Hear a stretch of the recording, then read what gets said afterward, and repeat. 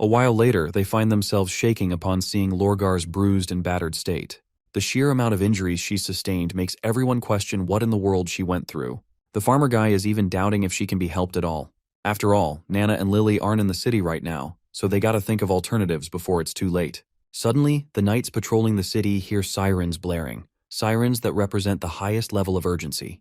While the senior knight understands the weight of this alarm, the common citizens have no clue what it's all about. So the senior knight takes it upon himself to educate the masses, explaining that this is a warning about enemy infiltration, and everyone is ordered to get into their homes and clear the streets. The soldiers go on high alert, increasing personnel on the boundary wall. Meanwhile, inside the palace, Sister Wendy is getting grilled by Baroff, who's going bonkers out of frustration because she rang the highest level alarm based on some injured witch murmuring unverified intel. Well, little does Baroff know, Lorgar had been warning them about devils that are practically breathing down their necks. But this crusty old coot doesn't seem to take her seriously. That's when Pasha steps in to calm the bald old man down, because she believes Wendy did the right thing.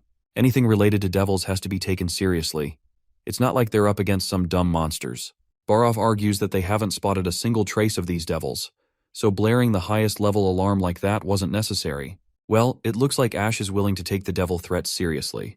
You see, Ash can boldly claim that Lorgar is a tough lady when it comes to fighting. So, given how critically injured she is, it's only right to assume she must have fought more than 10 devils at once. Also, the map they found on her indicates she was likely in the Barren Lands when she fought them, and it makes no sense for devils to be roaming around the Barren Lands. Since no one knows what their main agenda is, everyone in Neverwinter's gotta be on high alert, ready to face the threat. Baroff fears they might have to abandon the original plan His Majesty gave them to follow. Wendy assures the old man not to worry about it. You see, she already sent a message to the north, and she's sure Roland will pass down his orders very soon. 1 week passes by like a gentle breeze, and it seems like there's been no sign of the devils at all. Tilly is concerned about the public's reaction. They might think the trouble they're about to face has something to do with the arrival of the Sleeping Island witches, but Baroff assures her that City Hall has everything under control. Nobody's pointing fingers at the witches. Tilly's relieved to hear that as she was worried some scumbags might try to spread rumors about the witches being spies sent by the devils. Right then, a little witch comes rushing in to report that the wolf girl is finally awake. Wendy is overjoyed to hear the news, and everyone decides to go see her. Baroff also expresses his desire to tag along, but Ash shuts this over-the-top old bastard down, reminding him that it's a lady's bedroom, so it's only natural for this baldy to wait outside. Honestly, I've started to hate Baroff, because he's the most realistic person in this whole series. He doesn't react like some little anime bitch. We then cut back to the severely injured Lorgar, who's struggling to even breathe. The only reason she's still alive is thanks to Sister Dusk's symbiotic seed. Given how critical her situation is, the only person who can save her is Nana. Lorgar expresses her gratitude to the girl who's literally her lifeline at this moment. But it doesn't seem like Dusk has any complaints about the exhausting job she's doing. After all, she's getting to enjoy chaos drinks every day, so it's actually kinda cozy in here. Back to business. Ash wants to know what exactly Lorgar encountered in the Barren Lands. Lorgar mentions sightings of devils. They were in large groups, heading toward the Tequila Ruins. There were so many of them, she couldn't even count. Some of the devils were massive and grotesque, something out of nightmares. These creepy skeletal creatures had countless tubes from their bodies digging into the ground, killing all the plant life around them. It was like they were sucking the life force out of everything they touched. She also saw land stained with crimson fog, and the devil army sinking into the ground like they were setting up camp. As for how she ended up so messed up, she simply underestimated them. A devil with a horn alerted the others ahead of time, so while she was retreating, she got sabotaged. This freaks Dusk out a bit, who had just been chilling a moment ago. Up till now, she thought devils were just muscly beasts with no intelligence. But it turns out that only applies to low-tier devils. There was probably a high-tier devil calling the shots. That's when Ash pats Lorgar, acknowledging the bravery and courage she showed back there.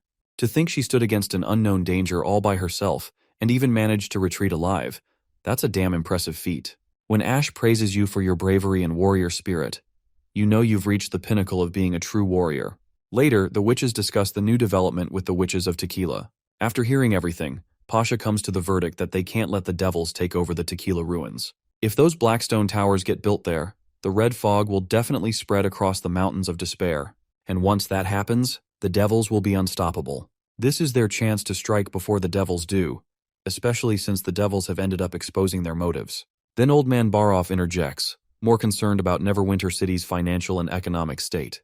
As far as he's concerned, keeping Neverwinter's gates closed is causing substantial financial losses. Since the devils aren't attacking immediately, that emergency alarm ended up doing more harm than good, with farmers abandoning their fields. One of the knights admits Neverwinter City needs a more reliable alarm system. Maybe building some beacon towers on the borders would be a viable option. Just take a look at Roland in the background here. How the heck is he here? He's supposed to be in the Holy City leading the army. Looks like a glitch in the Matrix if you ask me. Back to business, Pasha decides to take on the scouting task herself. Now that they know exactly where the devils are, the tool in her hands can spy on them. The catch is they'll need someone to plant an illusion relic on the Tequila ruins beforehand to get live footage. Alethea isn't worried about it at all. After all, every divine judgment witch has already dedicated their life to defeating the devils, so a few sacrifices mean nothing. But Tilly has another plan, one that requires no sacrifices. She wants to entrust the Sleeping Spell Witches with the mission. If you don't remember, Sleeping Spell is a business run by the Slumber Island Witches, providing services to anyone willing to pay fat cash. With the diverse abilities of the Sleeping Spell Witches, pulling off this task won't be hard. Plus, it's a great opportunity for these newly joined witches to prove their worth and get acknowledged by everyone. In the next scene, Roland is sitting alone, lost in thought. Looks like his previous appearance in that meeting was just a mistake in the art. He's still away leading the army. Nightingale pulls him out of his daze and points out that he's dozing off again. He's been acting strange like this ever since retiring from the Shadow Church, which makes her wonder if something's weighing on his mind. Turns out there is. It's about that chief disciple from his dreams who looks a lot like the high-tier witch he saw in the visuals. Nightingale suggests he share his problems with Anna. She might have a solution. But Roland believes Anna won't help. In fact, no one can help him. He has to figure it out on his own. He even tells Nightingale not to tell anyone about his problems. Back to that high-tier witch with the patch over her face. We cut to when Roland first saw her in the visuals. Curious, he asked Agatha and Isabella if they knew anything about her, but neither had a clue. That woman was already a legend even back in Agatha's era. She was once famous. In the present, Roland decides to visit the Dream Realm again because his curiosity is gnawing at him, and he wants answers immediately. The next scene shows him in the dream world. The first thing he does is pick up his phone and call Garcia, interrupting her regular jogging routine.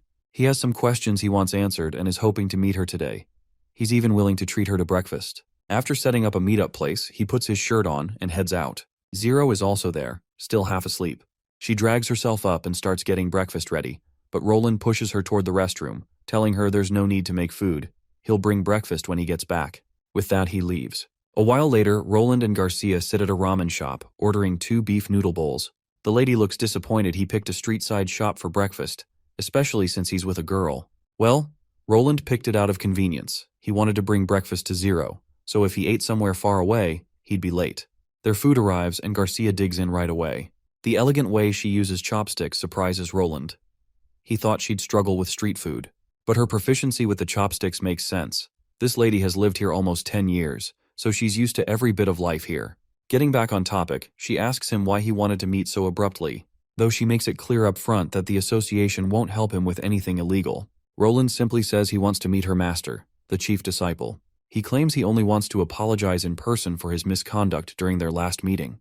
Garcia doesn't beat around the bush and makes it clear her master won't meet with insincere people who don't honor their commitments. Roland keeps coaxing her, and eventually the lady decides to call her master since he sincerely wants to apologize. She's cautious while calling because she doesn't want to upset her master. After the short talk on the call, Garcia feels immensely disappointed as she reveals that her master refused his request to meet in person. Her impression of Roland seems completely shattered beyond repair, and just hearing his name brought an immediate drop in her mood. Roland then reflects back on the last small talk he had with that woman, and if he takes that conversation into account, it's pretty unusual for him to be turned down like this. Anyway, since she won't come to meet him personally, he decides to visit the headquarters himself. But Garcia reminds him that he can only do that after completing a mission on his own and officially becoming a martialist. Well, the conditions aren't too harsh, so Roland is confident he'll be making his trip to headquarters soon enough. He then asks about the Battle of Divine Will, the one chief disciple Lan had mentioned. Garcia reveals that her master has a deep love for a certain book written half a century ago. The book talks about the dawn and development of civilization, calling it the will of the divine. Of course, this divine isn't a person. It's more like a rule, or maybe the ultimate purpose behind everything. It sounds like an entirely new kind of book with content he has absolutely no clue about, just like that math book from before. He expresses his desire to take a look at it, and Garcia reminds him that the book is at headquarters. She'll borrow it from the library when she heads back. He then snaps back to the real world. He went into the dream world in search of answers, only to return with even more confusion clouding his mind. That's when Lightning shows up with an important message straight from Neverwinter. Looks like Roland is finally learning that an army of devils has made an early appearance in the Badlands. So in the next scene, he calls all the representatives and breaks the news about this unexpected development. Given this devil crap popping out of nowhere, he has no choice but to derail from their current plan. From this point onward, he wants all troops to prepare for a retreat from the Holy City. Meanwhile, he himself plans to head back to Neverwinter City as soon as possible. As for the Dawn Kingdom, he has figured out what needs to be done. Even though he's got to retreat for now, the leader of Dawn must still pay the price. The fury of the Wimbledons may be late, but it never disappears. So for now, the First Army will fall back. A while later, Roland has a private chat with Andrea about how they're going to handle the situation in the Dawn Kingdom. It goes without saying that the First Army's main forces need to return and defend Neverwinter, so they'll have to change the plan. The Divine Judgment Witches will be staying here, and they can handle Appin while breaking no sweat. To restore order in Dawn, the three major families will have to step up and take over from here. Andrea worries that if those three families run the kingdom, Roland will gain nothing in return. But this wise king believes it's better than getting nothing at all. At the very least, he can still save Otto's life. Just like he said during the meeting, he won't abandon those who contributed to the future of Grey Castle. Andrea finds it kind of amusing that he is actually allocating resources just to keep Otto alive, just like Iris said he would. Apparently, Roland being merciful wasn't a surprise. Iris already knew he'd help Otto before she even left. If she's being honest, it was Iris's words that pushed her to ask Roland to help Dawn's people. Later, as the king sits in his office, Iris comes by to keep him company. Well, she's actually here to share her thoughts, suggesting they don't interfere too much with the Dawn Kingdom. Of course, Nightingale's annoyed. Iris was the one who convinced Andrea to ask Roland to save the people. But now, she's the one saying not to interfere with Dawn's business. Iris explains that the circumstances have changed. Originally, they could have taken over the Dawn Kingdom entirely by following Roland's plan. But now, they'll only end up with a decent allies. So instead, she suggests letting the kingdom fall into chaos. After the battle in the Old Holy City, Appin lost the power to rule. Very soon, everything's going to break apart in Dawn. And the reason she wants chaos to take over is because of witches. See, the Dawn Kingdom's location is better than Grey Castle's. Maybe the devils will hit Wolfheart and Grey Castle first. Either way, witches from both nations will be forced to take refuge in the Dawn Kingdom. If Dawn becomes peaceful and stable, those witches might never want to move to Grey Castle. So in the long run, maybe in a decade, Dawn might end up with more witches.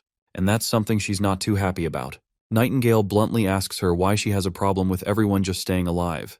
To answer that, Iris emphasizes the potential of each individual witch. Just look at Anna, Agatha, or Soraya. All of them are incredibly powerful. It was because of their contributions that Neverwinter City rose to power. Right now, Roland is around who is smart and strategic as hell. With the smart leadership paired with the Witch Union, the only real threat left to Neverwinter right now is the existence of the devils. But in the future, centuries from now, when the Witch Union is gone, there's a chance a powerful witch could rise in the Dawn Kingdom. If that happens, Grey Castle could end up looking significantly weaker by comparison. Roland actually applauds her for her prediction. Still, he can't retract an order that's already been given. He understands that a ruler should prioritize long-term gains over short-term ones. But Roland doesn't want to be that kind of ruler. He clearly has a different idea of what a ruler should be, and he intends to live by it.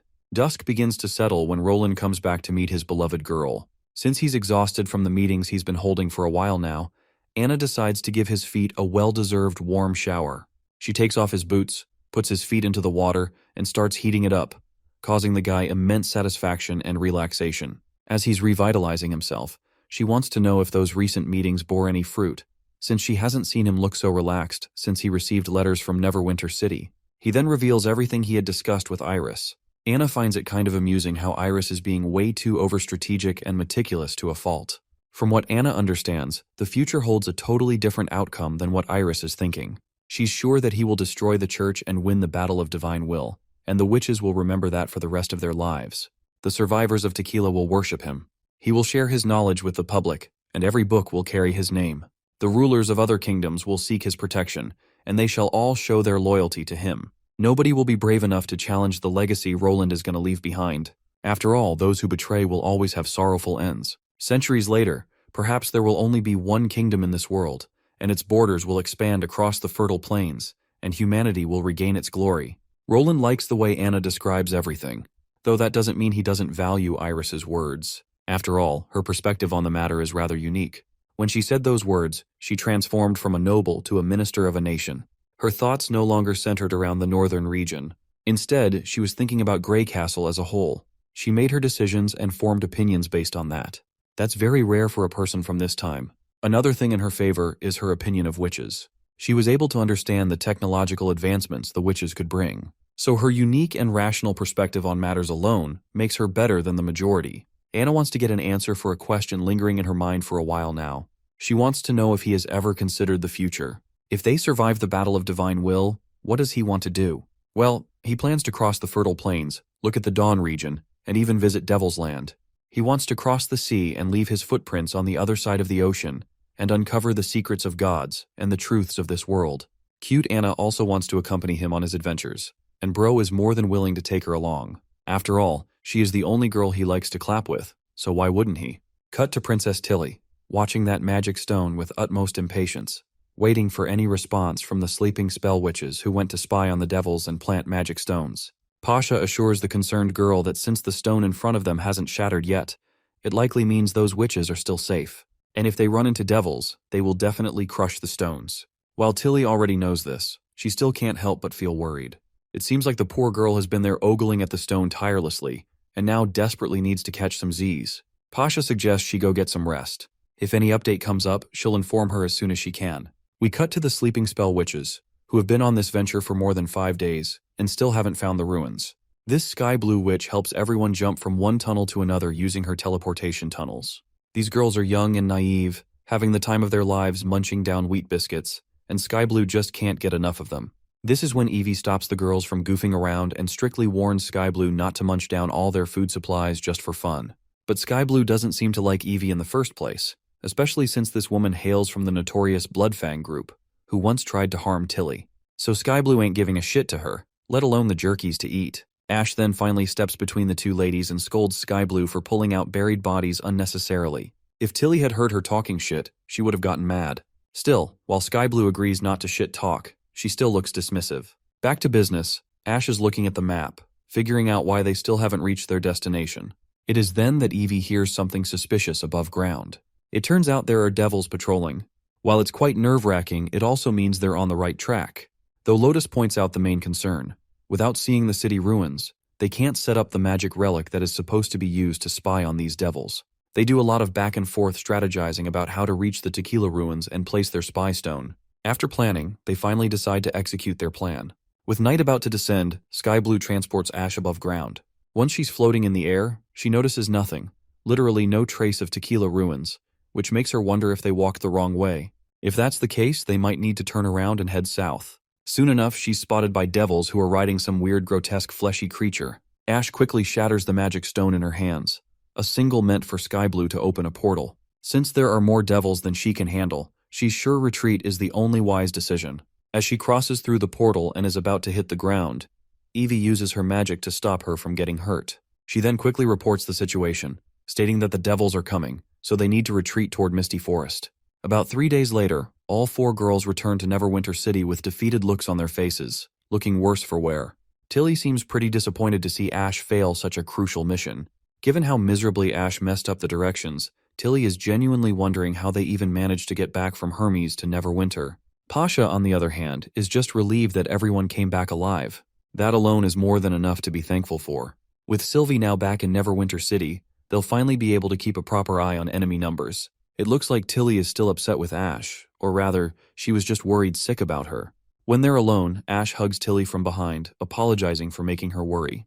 But the princess isn't about to let her off with just a hug, not after the stress Ash put her through. So she insists this brute woman should properly apologize. She even throws a mini tantrum over it, scolding Ash for making her worry so much. After a lot of back and forth, the two finally make up. We then cut to Lorgar, who is fully healed thanks to Nana's arrival in Neverwinter City. Through her blurry, hazy vision, she remembers seeing a little goddess who appeared out of nowhere and healed her. Soon after, Roland comes to visit and checks in on her well-being. Unsurprisingly, the girl is doing fine for the most part. The poor guy can't help but let his instincts take over. He starts patting her ears. Then he immediately feels guilty about laying hands on a woman without her permission. But he really couldn't help it. He had always wondered what wolf ears felt like in real life. From what he'd heard, they were supposed to be ticklish, but turns out they aren't tickling the girl at all. Lorgar then asks how long she'd been out and where Nana went because she desperately wants to thank her. Roland explains she'd been out for about 3 days, and she would have slept even longer if Nightfall hadn't retracted her symbiotic seed. Before they move on to anything else, Roland wants to thank her on behalf of Neverwinter. That acknowledgement lights her up like a kid in a candy store, like she's finally proven her worth. To be fair, Roland never said she wasn't powerful. You don't have to fight on the front lines to be part of the war. As long as you're contributing in any way, you're in the fight against the devils. That said, he's firmly against anyone fighting the devils alone. If they'd been just a little late rescuing her, or if she hadn't had Nightfall's symbiotic seed, she'd be pushing up daisies by now. Then again, if she hadn't risked her life, Neverwinter wouldn't have known about the devil army either. Still, that doesn't mean she had to jump into battle. All she had to do was retreat and report back. Roland applauds her for what she did, but he also sternly makes it clear that he won't approve of reckless decisions made for personal reasons. The poor girl looks like she's about to cry, seeing Roland go from kind and gentle to terrifyingly serious in a split second. Anyway, it's finally time to talk about the reward she deserves. It could be anything: golden royals, chaos drinks, or even a custom-made weapon just for her. Out of everything Roland mentions, the idea of a custom weapon grabs her full attention. She wonders if maybe she'll get metal talons or fangs for her wolf form. Roland hasn't figured out exactly what kind of weapon will suit her best yet, but it'll likely be a firearm, something that'll seriously boost her offense. Still, she'd rather rely on her body and her fangs than on strength that doesn't come from her. So eventually, she chooses to join the Witch Union. After all, golden royals will run out, so do chaos drinks. And she doesn't really have any skill she can monetize, except fighting on the battlefield. Joining the Union is the best option. Once she's a member, she'll get a monthly supply of gold and drinks. Plus, she already promised Lightning and Maggie that she'd explore the barren lands with them. Since they're Union members too, it'll be easier for her to travel with them. This is the only reward she truly wants right now. Since she previously refused his offer to join, Roland wants to make sure she's serious this time. She confirms it with no hesitation. She's ready to sign the contract thingy right away. But Roland tells her to rest for now. They'll take care of it later. As for Nana and the other witches who helped her, once she joins the Union, she'll have plenty of chances to meet them again. As Roland leaves, Lurggar can't help but notice how he chose to come visit her out of all the things he could have been doing. That alone gives her just a little more reason to put her faith in him. Finally, Roland is about to hold a grand meeting with most of the big shots present. Once everyone takes their seats, he starts the meeting by making it abundantly clear that Neverwinter City will not allow devils to find shelter on the fertile plains, especially not this close to the border. Their enemies arrived earlier than expected, but Neverwinter City won't be falling behind either. The majority of Grey Castle is now under his rule, which makes Neverwinter City more than capable of dealing with them. So, he declares that taking back the Tequila Ruins from the devils is their main goal now. Literally no one objects to his full and final decision. Wendy suggests running an awareness campaign to educate the common folks about the existence of the devils. After all, if they don't disclose everything up front, those with ulterior motives might use this situation to their advantage and spread false rumors. Pasha agrees with this too. For this, Roland puts the awareness campaign's responsibility in Barov's capable hands. As for the fearmongers and troublemakers, he gives Barov full authority to deal with those kinds of guys however he sees fit. Up next, Pasha asks how they plan on dealing with the devils around the Tequila Ruins. As far as the Tequila Witches are concerned, they're willing to make any sacrifice necessary. Roland then pulls out a map and suggests setting up cannons so they can destroy the devil's red fog supply from a distance. Though, without adequate preparations, it'll be hard for his army to find footing if all the devils suddenly rush them. So the major concern they have is transportation. At the northern mines of Neverwinter City, Roland unveils his latest invention, the steam trains. He introduces this massive hunk of metal to all these backward bitches. Barov points out that while building the railway tracks, there's a chance the devils will execute ambushes on their workers, hindering their railway track progress. Roland then reveals they need 2 tracks to make sure they can constantly travel in both directions. Secondly, he doesn't plan on crossing the plains. Instead, he wants to depart from Misty Forest, get close to the Tequila Ruins, and then head east. The region is completely under Leaf's control, so they won't have to worry about hybrids. As for the devils, they just gotta fight those bastards with the cannons. Even if they somehow survive the bombing and ruin the tracks, the only optimal solution is to build them faster than the devils can destroy them. Suddenly, the blaring sound of an alarm catches everyone off guard. Apparently, it's a warning of the highest level. Since Roland is outside right now, his protection is the utmost imperative. Ash and the other witches quickly surround him. Even his sister grabs his hand, just as a safety measure. This surprises Roland quite a bit. After all, he hadn't realized she even cared about him as her brother. We then cut to the border wall. There, a red mist has started to spread, courtesy of devils making their way to the boundary wall. There are more than 5 of them. Sylvie is absolutely shocked to see these devils acting out of the blue. As far as she's concerned, they were supposed to be gathered around the divine ores within the ruins, waiting for the arrival of the red moon. So it doesn't make sense that these bastards are attacking so soon. The soldiers on the wall quickly prepare for retaliation, with their cannons ready to fire. Sylvie and her assistant inside the watchtower strategize how to deploy the troops given the devils' movements. Meanwhile, the devils close in on the wall, and one of them grabs his spear and throws it so hard that it literally demolishes part of the wall, knocking out a few soldiers. They then throw a few pieces of paper, and just like that, they turn around and leave. Those papers contain drawings of humans along with hybrid beasts. Later, those drawings are shown to Roland. From what he understands, this is supposed to be some sort of provocation. That's why Roland won't fall for their trap. One picture shows a human begging and kneeling, while another shows a captured witch. The other one shows burning city walls. From his understanding of this message, they want him to hand over the wolf girl and surrender. Or else, everyone will be killed. Pasha also chimes in with her 2 cents. From what she can tell, it's a trap. She assures him not to feel overwhelmed or panic, as devils often pull stunts like this. Roland wants to know if she's encountered something like this before. She reveals that the former mortal kingdom received threats like these. During the first battle of Divine Will, the devils used similar plots to turn witches and mortals against each other. That's how they managed to take over the Dawn region. During that battle, the leaders of the 2 main cities fought the devils with their armies. The only difference was that one army consisted of witches, while the other was ordinary humans only. During the chaotic battle, the leader of the mortals suddenly sided with the devils, sabotaging the retreating witches and using weapons made from stones of divine judgment. The betrayal was later dubbed the Twilight Betrayal, and was seen as a hard lesson learned. That was when humans split into 2 factions. This event was never recorded in the books. Instead, it was spread among the higher levels of the Alliance as confidential information. The devils may have despicable threats and schemes, but they learned them from mortals. Legend has it that humans came into contact with devils way before the Battle of Divine Will took place. Back then, devils were no different from beasts, but a human passed their knowledge to them. Some believe this is why some elite devils resemble humans. But the 3 chiefs thought that was ridiculous and forbade people from talking about it. That's why only the higher-ups have heard such rumors. Roland is more interested in knowing if Pasha believes those rumors. Well, she isn't sure. They still don't know if that human who met the devils was an ordinary person or a witch. The Majesty then inquires what's going to happen next, now that they aren't falling for the devil's bait. She reveals that devils will continue attacking the target city until the leader surrenders or their army arrives at the borders. In other words, if Neverwinter City doesn't make its move, the devils will definitely come back. In light of that, Roland decides to avenge the fallen soldiers by spilling the blood of their enemies. He plans to lay a trap and get those bastard devils.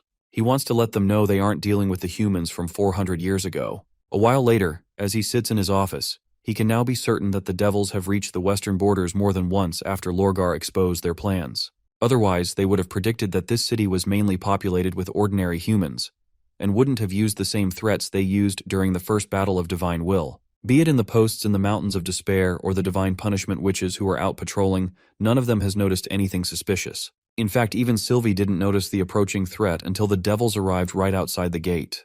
This just shows how Neverwinter's greatest weakness is the open sky with their current technology. So, to build a machine capable of detecting enemies in the skies, Roland pays a visit to the Astrology Association. First of all, Misan, the leader of the Astrology Association, can't help but brag about the progress they've made so far, thanks to the geometry book Roland provided them. After a lot of talk about astronomy and recent developments, our boy finally reveals the main reason he's there. With the help of the geometry knowledge, he wants Misan to work with craftsmen and make a machine that can predict the movements of a projectile. For a vague idea, it's supposed to be controlled by 2 variables. One controls its horizontal position, while the other affects the vertical. Roland has a rough idea, but needs him to confirm the final numbers after some trials. Misan acknowledges the orders and promises to try his best to make this device. As Roland is about to walk away, he notices the old man wants to say something. Actually, Misan has had one question for a while. He realized that for all the books the Majesty gave him, including the geometry book, all the books are labeled as intermediate, and he wants to know why. Roland reveals that there is a subject called advanced mathematics that comes after intermediate geometry. Instead of simple geometry or calculations, it also contains advanced mathematical theories. Let's just say the beginner and intermediate books are like the tree trunk, and advanced mathematics is like the leaves that spread out.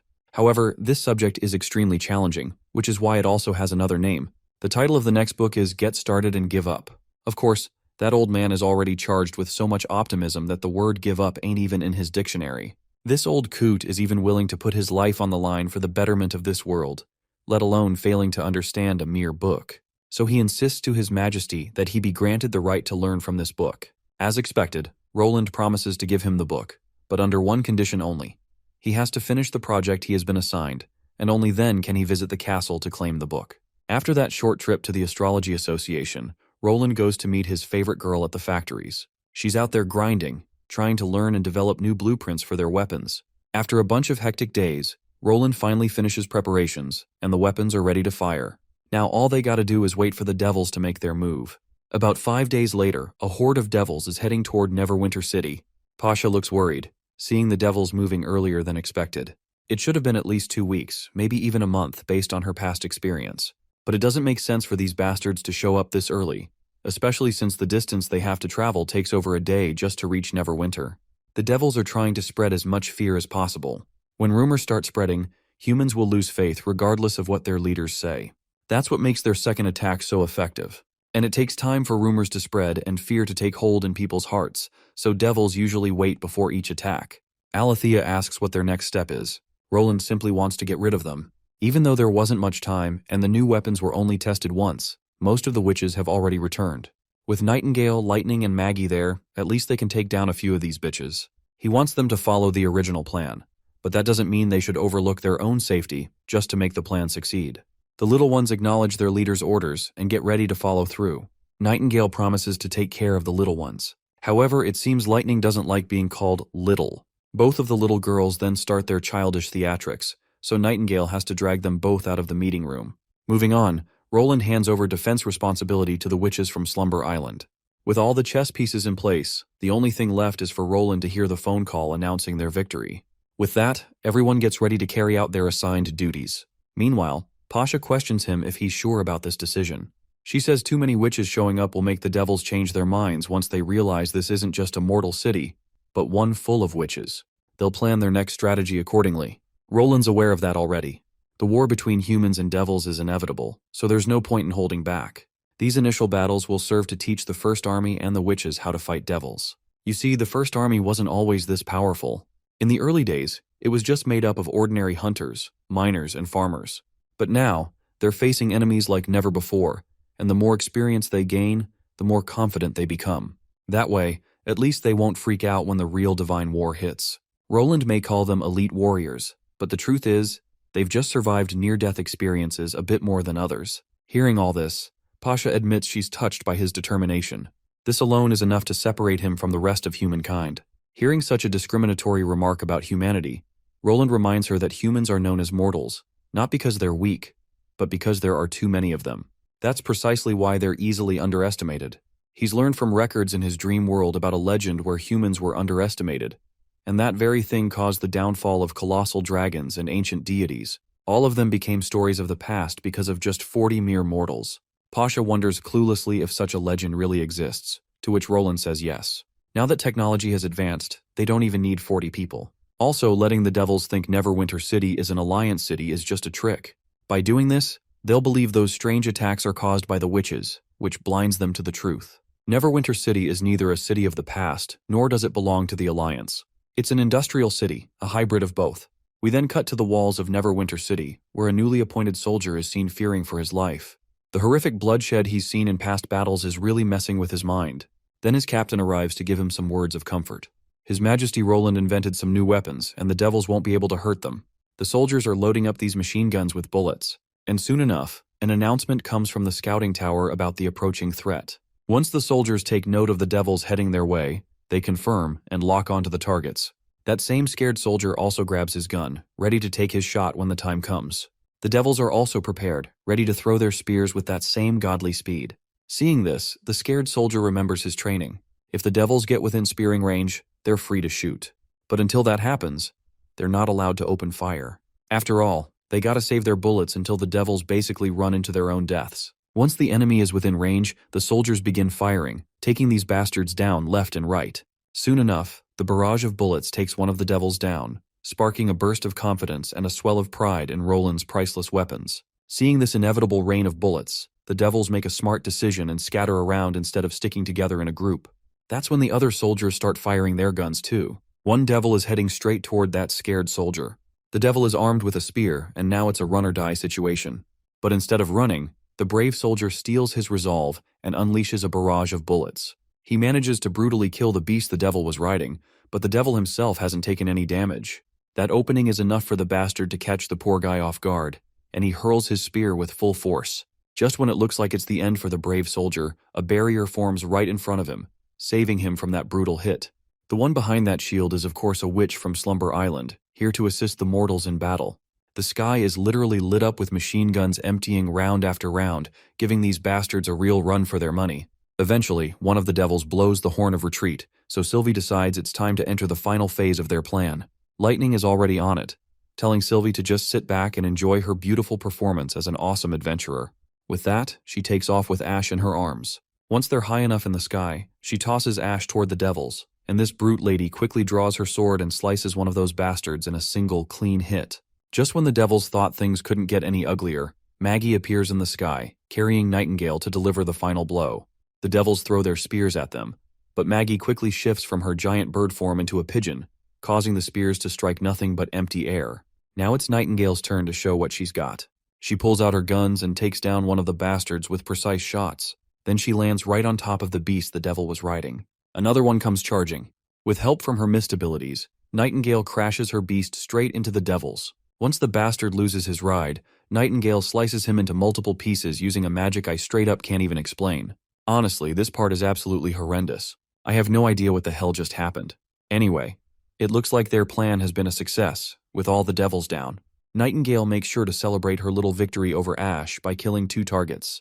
A while later, Lightning and the others are out looking for the 2 beasts that ran off after the devils died. Sylvie is the one giving them precise directions, and once they get the pinpoint location, Lightning puts on her glasses and gets ready to fly. Roland also gets the good news about the successful subjugation of the monsters. The mad devils have all been exterminated. They've even confiscated some canisters filled with red mist, and Sister Leaf managed to capture a mad devil who fell into the misty forest. Roland is satisfied with the report and hangs up the phone on a good note. This battle was critical for boosting morale, and it looks like it's been a success so far. Now the soldiers know the devils aren't invincible. When it comes to actual fights, they're no better than the divine punishment army of the church. And now, they even have a hostage. That'll make future announcements way easier. All Roland needs to do now is show the public what these devils actually look like. That way, their prejudice toward witches will naturally disappear. Later, Roland meets with Pasha, who's looking forward to crafting new sigils by herself, assuming they've really captured a living devil. Meanwhile, Roland reflects on the current state of his strength. This battle showed him that the Mark I machine gun was barely strong enough for aerial combat. What really hurt the enemy was the volley fire, and that just makes his mood worse when he remembers he still doesn't have an air force to properly deal with flying beasts. A few minutes later, he orders Barov to hold a celebration in the central square tonight. It has to look like a victorious celebration, lively and extravagant, as this is all part of the publicity push. We then cut to the central square, where the hustle and bustle has already begun. The scene shifts to a boy, someone you guys probably don't even remember. He's the kid who used to live in Longsong Fortress with Pepper. But one day, Pepper was taken to Bordertown, while he and his friends worked under rats just to survive. Eventually, thanks to Roland's new policies, the rats were purged, and these kids came to Bordertown looking for work. Now this boy has finally gotten his ID card, making him an official citizen of the city. Along with the ID card, there's also a notice about joining the rail construction project in the Misty Forest. He and his friends argue a lot about the job, thinking it might be dangerous as they could end up facing devils during the railway construction. But the blonde kid stays optimistic, saying they'll brave through it all. The scene shifts to one of the biggest families in the Dawn, the Quinns, starting with Andrea's father. Every day, nobles come by trying to persuade him to side with Roland Wimbledon.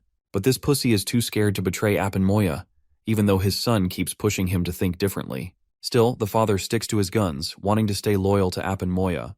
Sure, Appin might have lost ruling power, but he's still got plenty of soldiers under his command. If he's betrayed, he won't forgive. It could mean assassination. But everything seems about to change when Andrea shows up to see her father. The man's completely bewildered to see his daughter after all these years. His mind drifts down memory lane. How his little girl had to fake her death and leave the Kingdom of Dawn just because she was a witch. Seeing Andrea fully grown, the old man's eyes well up. Even her brother is shocked out of his mind as he thought she was dead for sure. The butler shares the same bewildered look. The reason the old man is so shocked is because he wanted to keep her death a secret. He didn't even tell his wife about Andrea's witch awakening. To cover it up even more, he killed his own servant who knew about Andrea's condition. He even staged that cliff incident to hide everything. Before starting his conversation with his long-lost daughter, he orders his son to leave, reluctant at first, but he eventually goes. Then the old man tells the butler to keep Andrea's arrival a secret. Close all the gates to the castle and blow out all the lights in the hall. And he mustn't be disturbed at all costs. The butler acknowledges but wants to confirm what to do with the young Mrs. Friends. The old man tells him to bring them to the banquet hall and serve them something to eat. Once father and daughter are alone, the old man starts with skepticism about her identity. To prove she's really his daughter, Andrea uses her magic and produces the bow she always uses. It doesn't take long for the old man to remember. That's the same bow he had a craftsman build solely for Andrea. Now convinced, he wants to know why she came back. After all, he sent her far away just so she can live comfortable life. Andrea expresses her disdain for his selfish plan to send her away. His plan never made her feel protected. Instead, she felt abandoned. After all, there's no safe place for witches. If she hadn't met other witches, she'd be dead long ago. But she's willing to let go of the past, and she's not here for what he did back then. He's probably curious how she managed to get into the mansion so casually. After all, the guards wouldn't just trust her words that easily. Also, when she saw the butler, she stopped outside the door for a while. And as for the guy who called him father, she doesn't remember having a younger brother. He reveals he's a brother from another mother. Her mother passed away from an illness a year after she left. Finally, Andrea drops the atomic bomb she came to deliver. As head of the Quinn family, Roland Wimbledon wants her father to step forward and take the throne instead of hiding behind the scenes. Of course, this mustache bastard is bewildered to hear it, so Andrea repeats herself to make sure he heard it loud and clear. The bastard staggers backward, hit hard by that brutal bombshell. Andrea, meanwhile, continues to reveal that Roland doesn't want to see Moya on the throne anymore. And he definitely doesn't want to watch the neighboring nations suffer from endless war. In order to stabilize the situation in Dawn, it's imperative to elect a new king as soon as possible. Since Roland doesn't know many people from Dawn, he chose her to be the next king. But since she refused, now he wants her father to take the role instead. The old man finds it rather suspicious and questions why Roland isn't here himself. To which Andrea reveals that if the nobles of Dawn want to battle him head-on, with all the soldiers they have, he's open to the idea. Put simply, His Majesty has more urgent enemies to deal with at the moment. He doesn't have the time to waste a few years just to make Dawn part of Grey Castle. After all, he can easily strip any noble of their authority, but rebuilding an entire kingdom from scratch is way more complicated and time-consuming. As for the more urgent enemies she's talking about, it's the devils he's after. She then further explains to her terrified father all about the divine war that's coming and how the church was involved in it. The old man is in shambles, realizing that the current situation in Dawn is nothing more than a squabble in the grand scheme of things. Even he understands that humans have already lost twice, and if they lose again, only hell awaits them. Even with the massive risks and threats, Roland Wimbledon is still willing to shoulder the responsibility of fighting this war of divine will against such powerful enemies. That just goes to show Roland's courage and willpower are on a whole other level. The old man grows curious as to why Roland is putting his life on the line, and what he stands to gain from all this. Andrea shakes her head. Even she doesn't understand what Roland is thinking.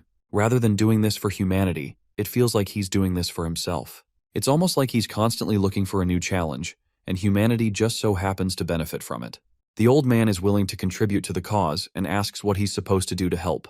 Andrea insists him to just stabilize the Kingdom of Dawn and provide support to Grey Castle when needed.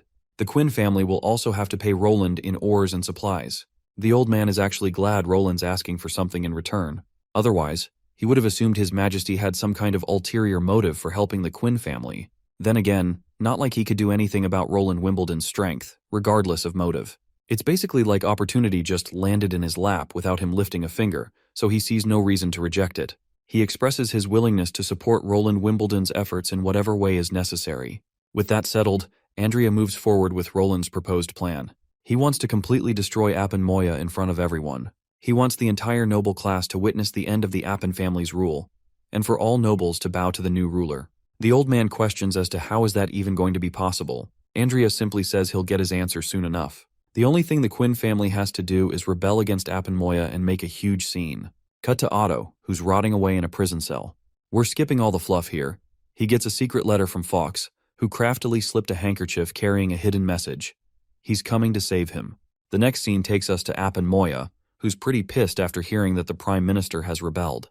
He never expected the Quinn family to be a problem. He had assumed the 3 elderly ministers would never betray him and would just keep a low profile, minding their own business. After all, the capital's still under his control. If they try to anger him, they're basically signing their own death warrants. Still, he can't figure out where the Quinn family's confidence is coming from. They don't have followers, they don't have soldiers. The only thing they've got is maybe a dozen guards. Honestly, it's laughable. Then the butler reveals something new. The Earl has contacted nobles from other territories. However, he didn't meet them personally, he sent out invitations. He openly invited all nobles to his estate, trying to convince them to pledge their loyalty to the Quinn family. Of course, this revelation only annoys Appin further, so he orders Sir Barkov to lead the patrol team and bring him the head of Horford Quinn. For now, the rest of the Quinn family is to be thrown into prison. If anyone gets in the way, he gives open orders to kill them. While he may have given these orders, it's clear the guy is still traumatized from witnessing the nuking in the Holy City. He literally saw his soldiers die like dogs, without even putting up a fight. He starts spiraling, ranting that he surrenders, cursing Roland for stripping him of everything. If not for that, he claims, he could have been a great ruler. Now he just slumps onto his throne, waiting for Quinn to arrive, just so he can show him what happens when you anger a king. Well, the old man shows up with some bad news. Sir Barkov is pushing up daisies. The Mad King loses it and lashes out at his butler because he can't freaking believe that a handful of Quinn soldiers managed to beat 200 of his own men. To which the butler calmly drops the bomb. They weren't up against common soldiers. The opponent's power and speed were literally ungodly. Of course, this description only makes sense if the opponents they are facing are witches. And this realization only freaks Moya even more. He then summons his senior knight Rhys and orders him to gather all the mercenaries in the City of Dawn as he wants them to flatten the Quinn residents with their fire arrows and bows. He doesn't care if they're witches, be it monsters or humans. He wants everything reduced to dust. His knight reminds him that Earl Quinn resides in the inner zone of the city. If a fire breaks out there, the entire city could suffer the consequences. But this Mad King is dead set. If this knight fails to carry out the orders, then he is of no use to the king. He is certain that even the divine punishment warriors will be helpless in the face of such a massive army.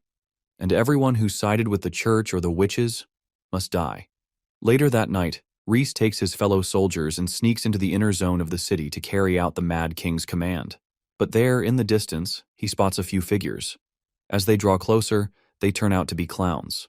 Naturally, Rhys asserts his authority over these lowly circus performers who dare to block the royal army's path.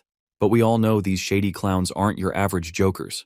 They suddenly lunge at the soldiers, aiming to take them down.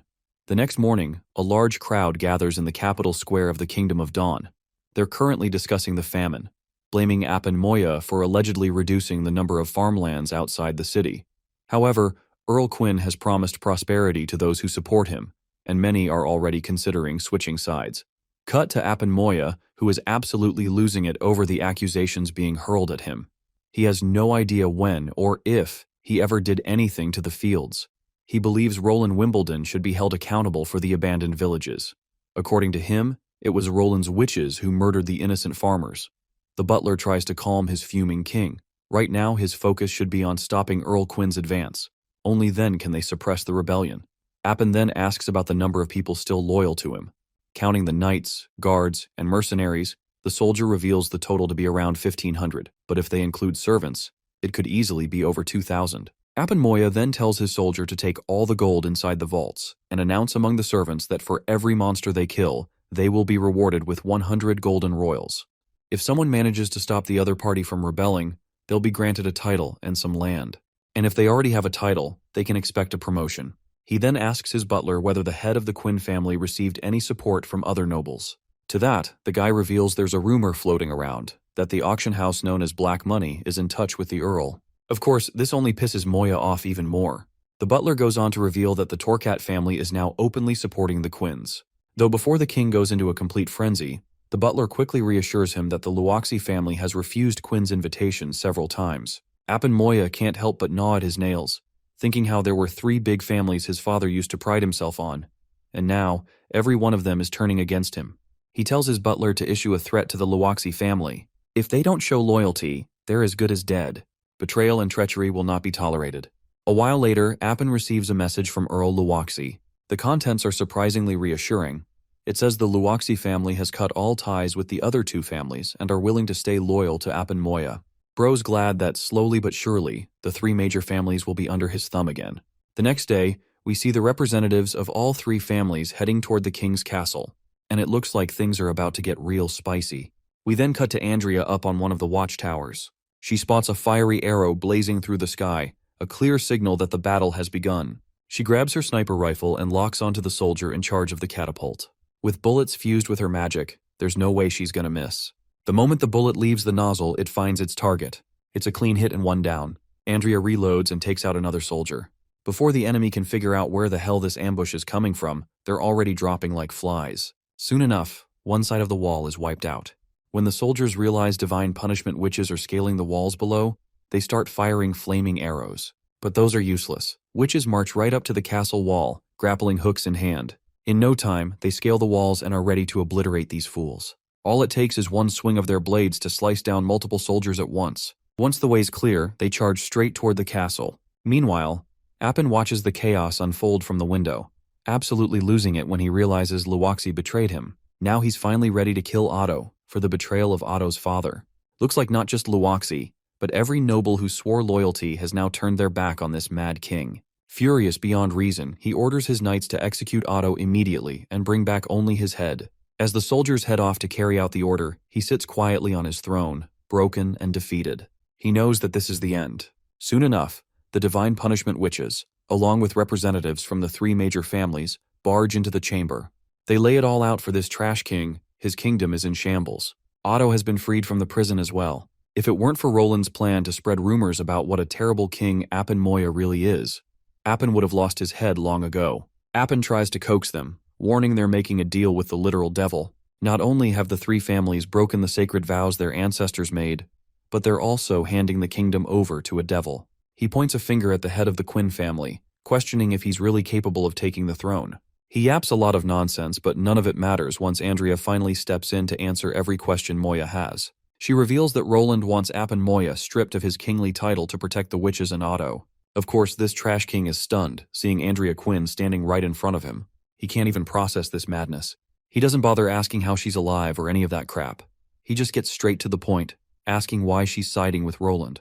She keeps it simple. She's a witch, and Roland has been trying to protect her. Appin's eyes widen in disbelief. Andrea's father then reminds this half-witted ruler that a kingdom can't be run on sheer arrogance. The witches must be treated like normal citizens and enjoy the same rights. They will be allowed to walk the streets freely, take on various occupations, inherit titles from their families.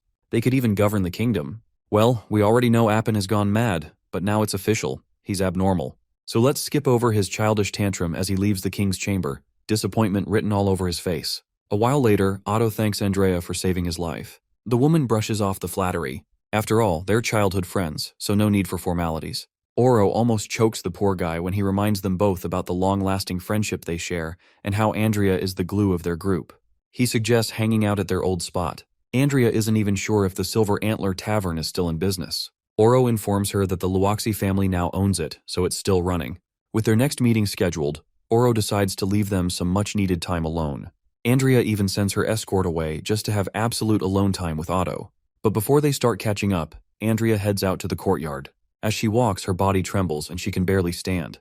Otto, worried by her declining health, asks about it. She assures him it's just fatigue from overexertion, nothing serious.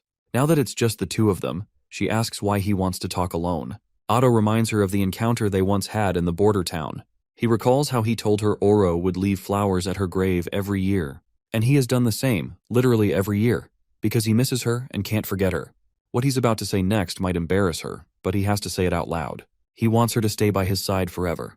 Well, we all know her answer. After all, she already has someone she wants to spend her time with, so she won't stay in Glow City any longer than she already has.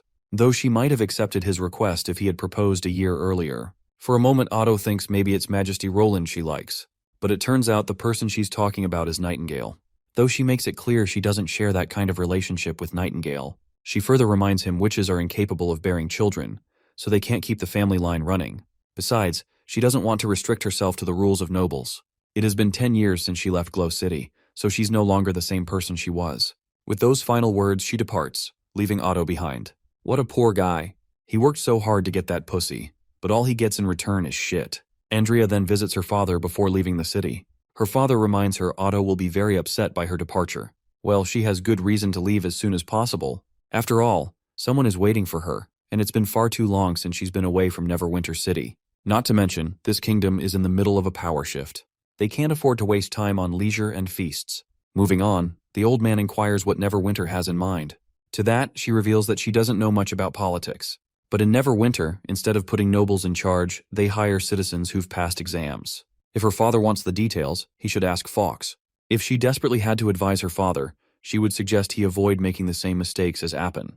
Well, the old coot has already witnessed the kind of terrifying power Roland holds, so it would be foolish of him to go against Grey Castle now. Or perhaps worse than foolish. Andrea then points out that it's not just about power. The upcoming Battle of Divine Will is the final battle that's going to decide the fate of humankind. So internal conflicts will only accelerate their doom. With that glimpse of the future, she's sure her father already understands that the top priority should be surviving this divine war. Hence, he should maintain order in Dawn and stand with Grey Castle. They need to work together if they want to survive the Battle of Divine Will. That's the only advice she can give him. With that, she proceeds to leave. Before she walks out, the old man musters up the courage to apologize for the decision he made for her back then, against her will. And he's really sorry for that. We then cut to Appin Moya, inside one of the ships, cursing his damn luck and reflecting on his past. He's plotting some dumb shit against Roland while trying to escape somewhere safe on this ship. Suddenly he hears a commotion above. When he gets there, he finds no one. It's eerily silent. That's when he's confronted by the divine soldier witches, who slay him on the spot because this guy yaps way too much unnecessarily. With the threat neutralized, they decide to sink the ship too, just to make it look like an accident. Do you guys remember this old man? If not, he's the same guy we saw meeting Pasha and the other witches for the first time. He follows the witches' orders in exchange for an elixir that grants him more years to live. He'll be in charge of getting rid of this ship. He's got these guards who can't hear, can't talk, can't listen. They only respond to gestures, and he's got 50 of them. With that, the witches hand over the task of disposing of the ship to the old man. They further suggest he keep an eye on the Quinn family, especially since Appin had ties with the auction house, known as Black Money, and had planted spies in the new government. As for the reward, the guy gets 2 drinks as usual, 6 more bottles, and his body will finally catfish the basic requirements for his transformation. He's told to do his job diligently. Once this is all over, the witch promises he'll be able to join them soon enough. I don't know what their deal is with these drugs, but let's hope we find out soon. We then cut to Roland, who's glad that everything went smoothly. With the way things are going, he's sure his alliance with Dawn is going to flourish, all thanks to Andrea. He's also pretty happy that the phone lines are gradually being set up. In the past month, Anna has set up phones in the witches' offices, City Hall, the military camps, and even the third border city. Longsong Fortress is on the list now too. The only thing left is setting up a private line that goes straight into Anna's room. Well, he's kind of joking. He doesn't want to use something that important just to get his daily dose of Anna's breathing ASMR. He then starts reviewing a booklet listing the new witches who've been the most problematic. According to Wendy's report, these 2 girls refuse to cooperate, and they've always had a massive dislike boner for literally everything going about with the Witch Association. It was Skrull who managed to calm things down, but the situation still hasn't totally improved. So, it's highly unlikely these 2 are going to accept the invitation. The redhead lady uses source tracing, while the purple-haired witch has the ability of demonification. Source tracing is an extremely useful ability that points them toward natural resources, and it's even more useful than Sylvie's Eyes of Truth. For example, they can now easily locate a gold vein using just a single nugget. As for demonification, it can turn magic into a loop. By reducing power consumption, it grants dead creatures a new life. Though it's a pity Roland barely knows anything about this magic, so there's no way to verify how strong it really is. Still, based on what he does know, it's got great potential. If he's being honest, the lack of cooperation isn't a huge problem. He's figured things out before. He'll find a way again. Roland has a strict policy: never force anyone to do anything. This time, he's got to think of something more appealing to make them join.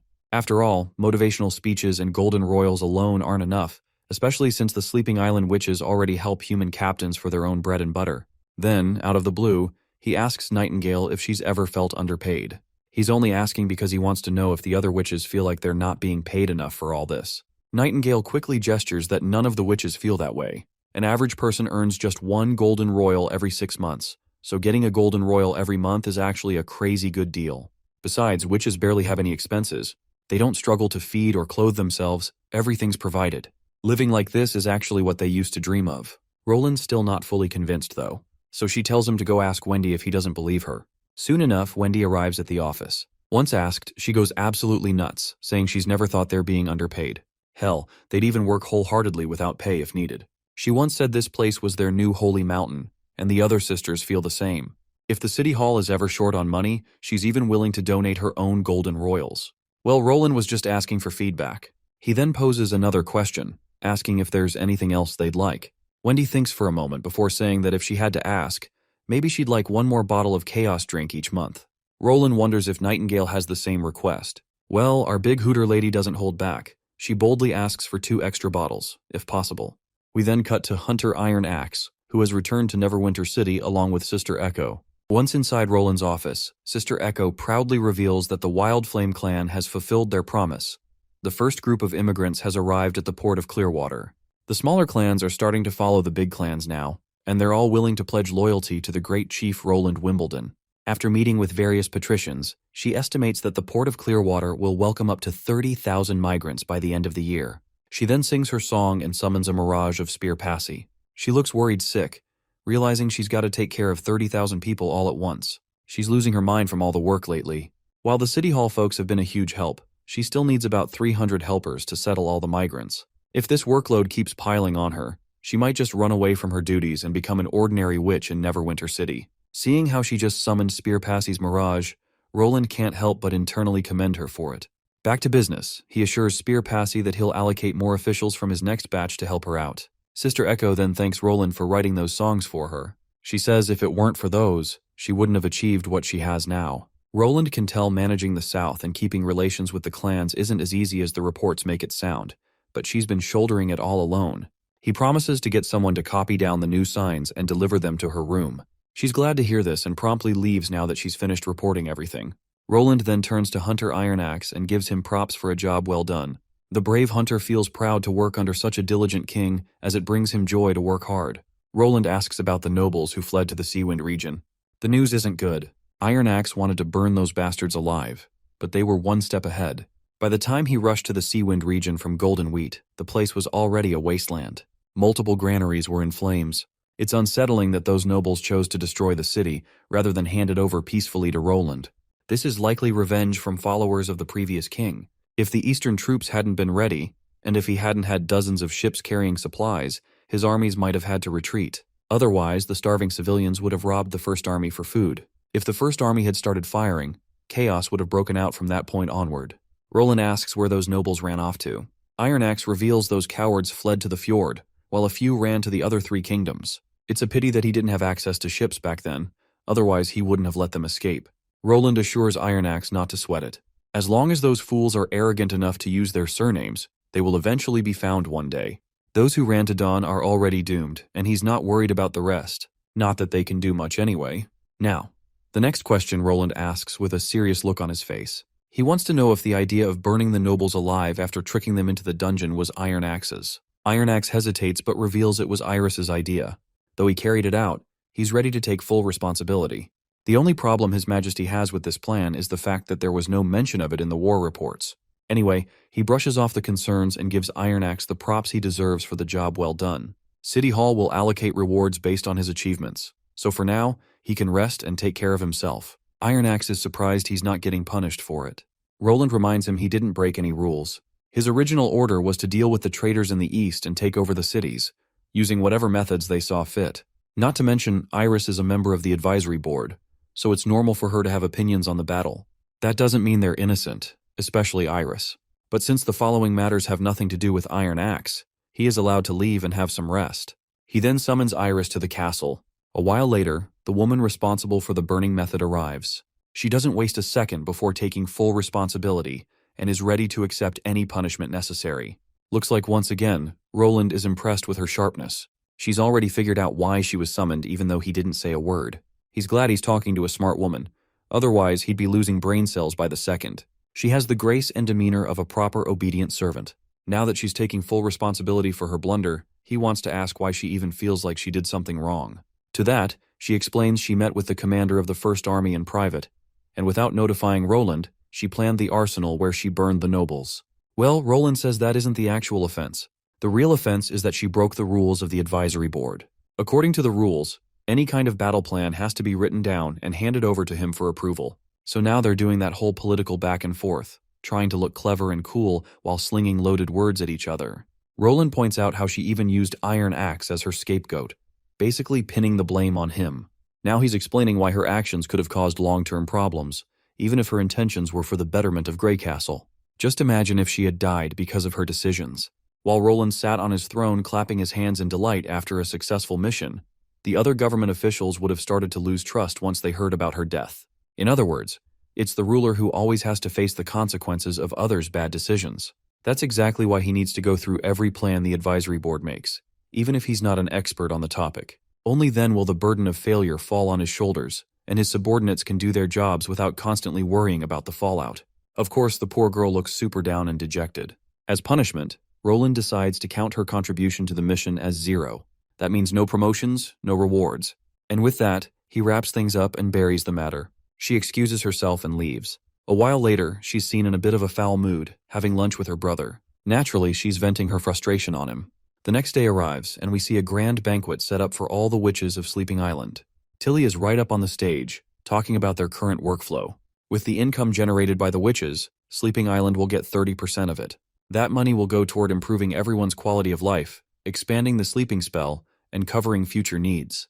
Now, it might sound like her brother is scamming her by taking such a big chunk of the revenue, especially compared to Sleeping Island, where all the fees paid by fjord merchants went directly to the witches.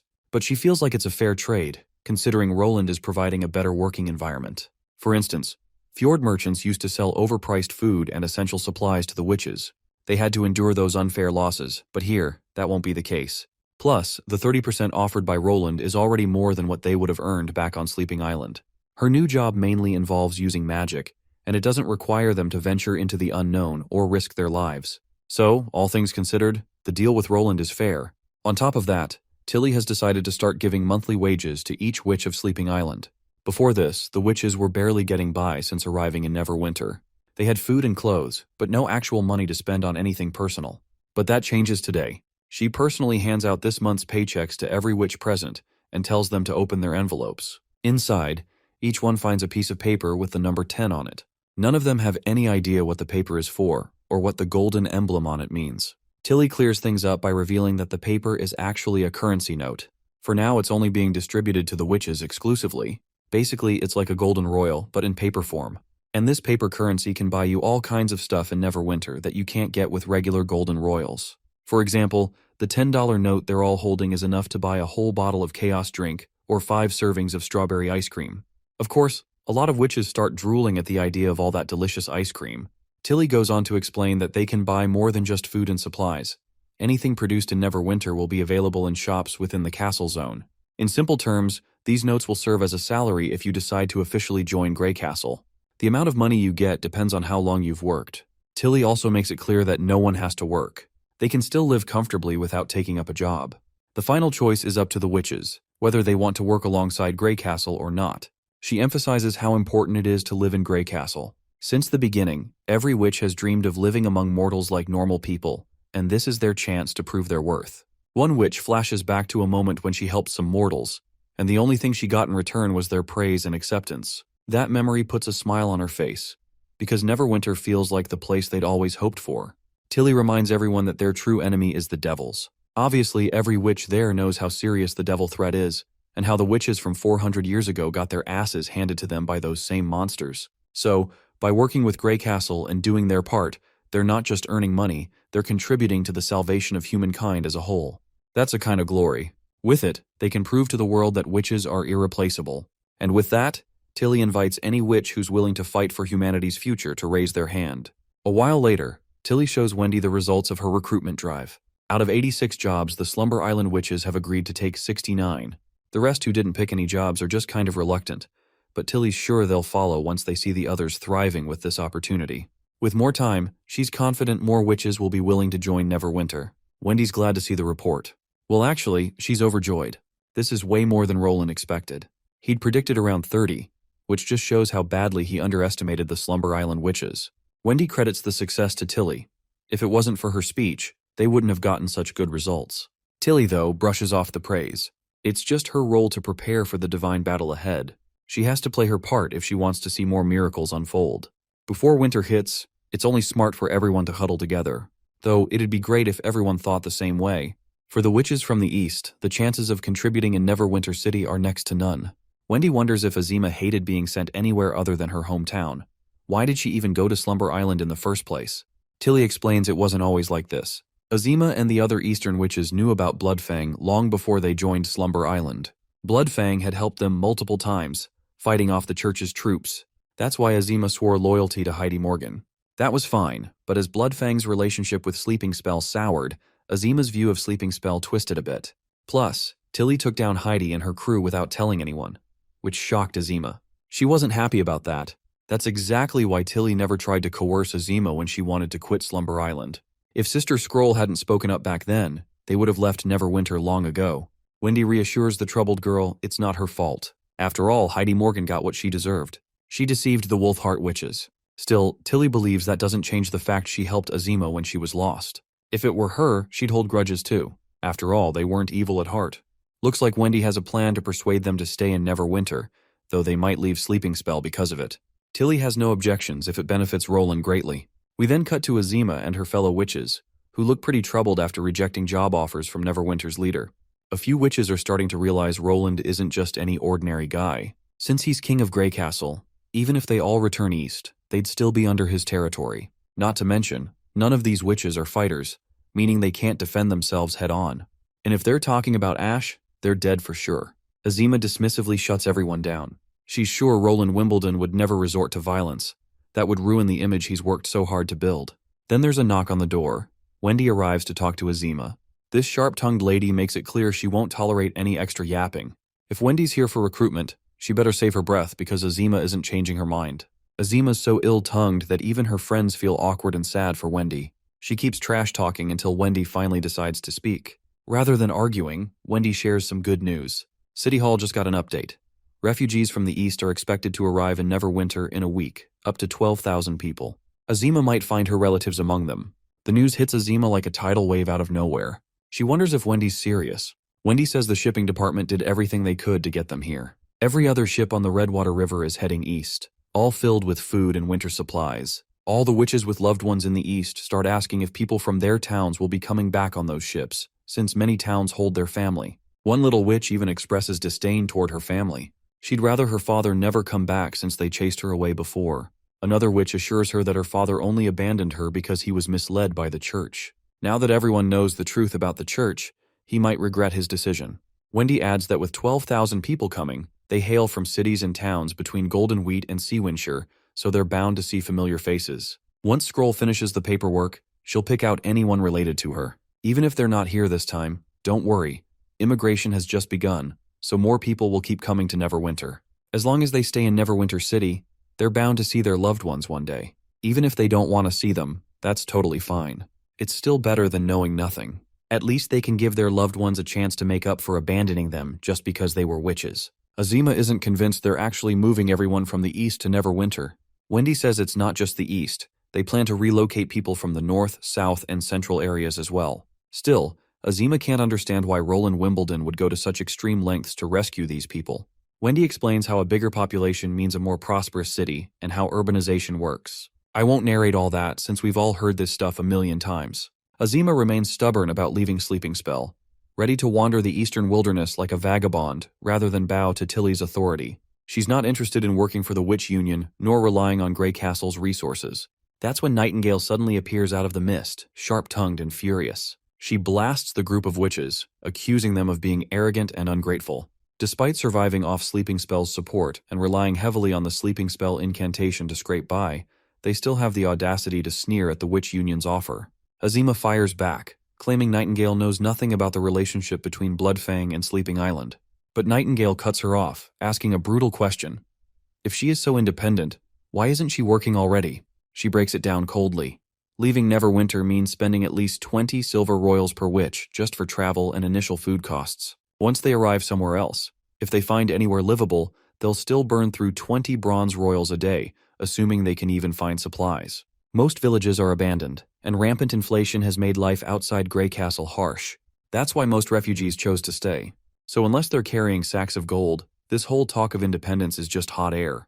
If Nightingale were in Azima's shoes, she'd already be working, earning a living, planning with her group, and regaining real independence instead of leeching for weeks with no contribution. She accuses Azima of being a coward of siding with Bloodfang during the church's oppression simply because it was easier, not because it was right. Her words are so ruthless that Wendy has to intervene, stopping Nightingale before she completely breaks Azima down. Nightingale vanishes once again into the mist, leaving behind tension and silence. That night, Wendy apologizes on Nightingale's behalf. She assures Azima that no one wants to harm them, but if they really leave, their lives will be harder. Wendy encourages them to consider the reality rather than prideful delusions. Alone with her thoughts, Azima is forced to confront a bitter truth. Ever since joining Bloodfang, she's relied on violence and shortcuts. She stopped trying to earn an honest living. Independence was replaced by dependency. Azima then suddenly asks Wendy about the pay difference between Sleeping Spell and the Witch Union. Wendy explains that members of the Witch Union get 1 golden royal a month, plus accommodation, food, and freedom to spend their earnings as they wish. But even if Azima wants to join now, it's not immediate. Roland doesn't want any conflict between Sleeping Spell and the Union. Azima, frustrated and fired up, declares she'll prove them all wrong. She's no pampered noble. She's dug through trash and sewers just to survive. She doesn't need Grey Castle or anyone else to feed her. If they doubt her, she'll prove her strength by surviving on her own terms. Wendy tries to reason with her, but Azima's friend puts a stop to the discussion. She admits that Nightingale's words did get to her. She's been bottling up dissatisfaction ever since Bloodfang fell, but now she's ready to make a decision. Azima leaves Sleeping Spell, and surprisingly, the rest of her group follows her example. They choose to stand up, not in rebellion, but to earn on their own and live independently. Wendy decides to report this development to Roland.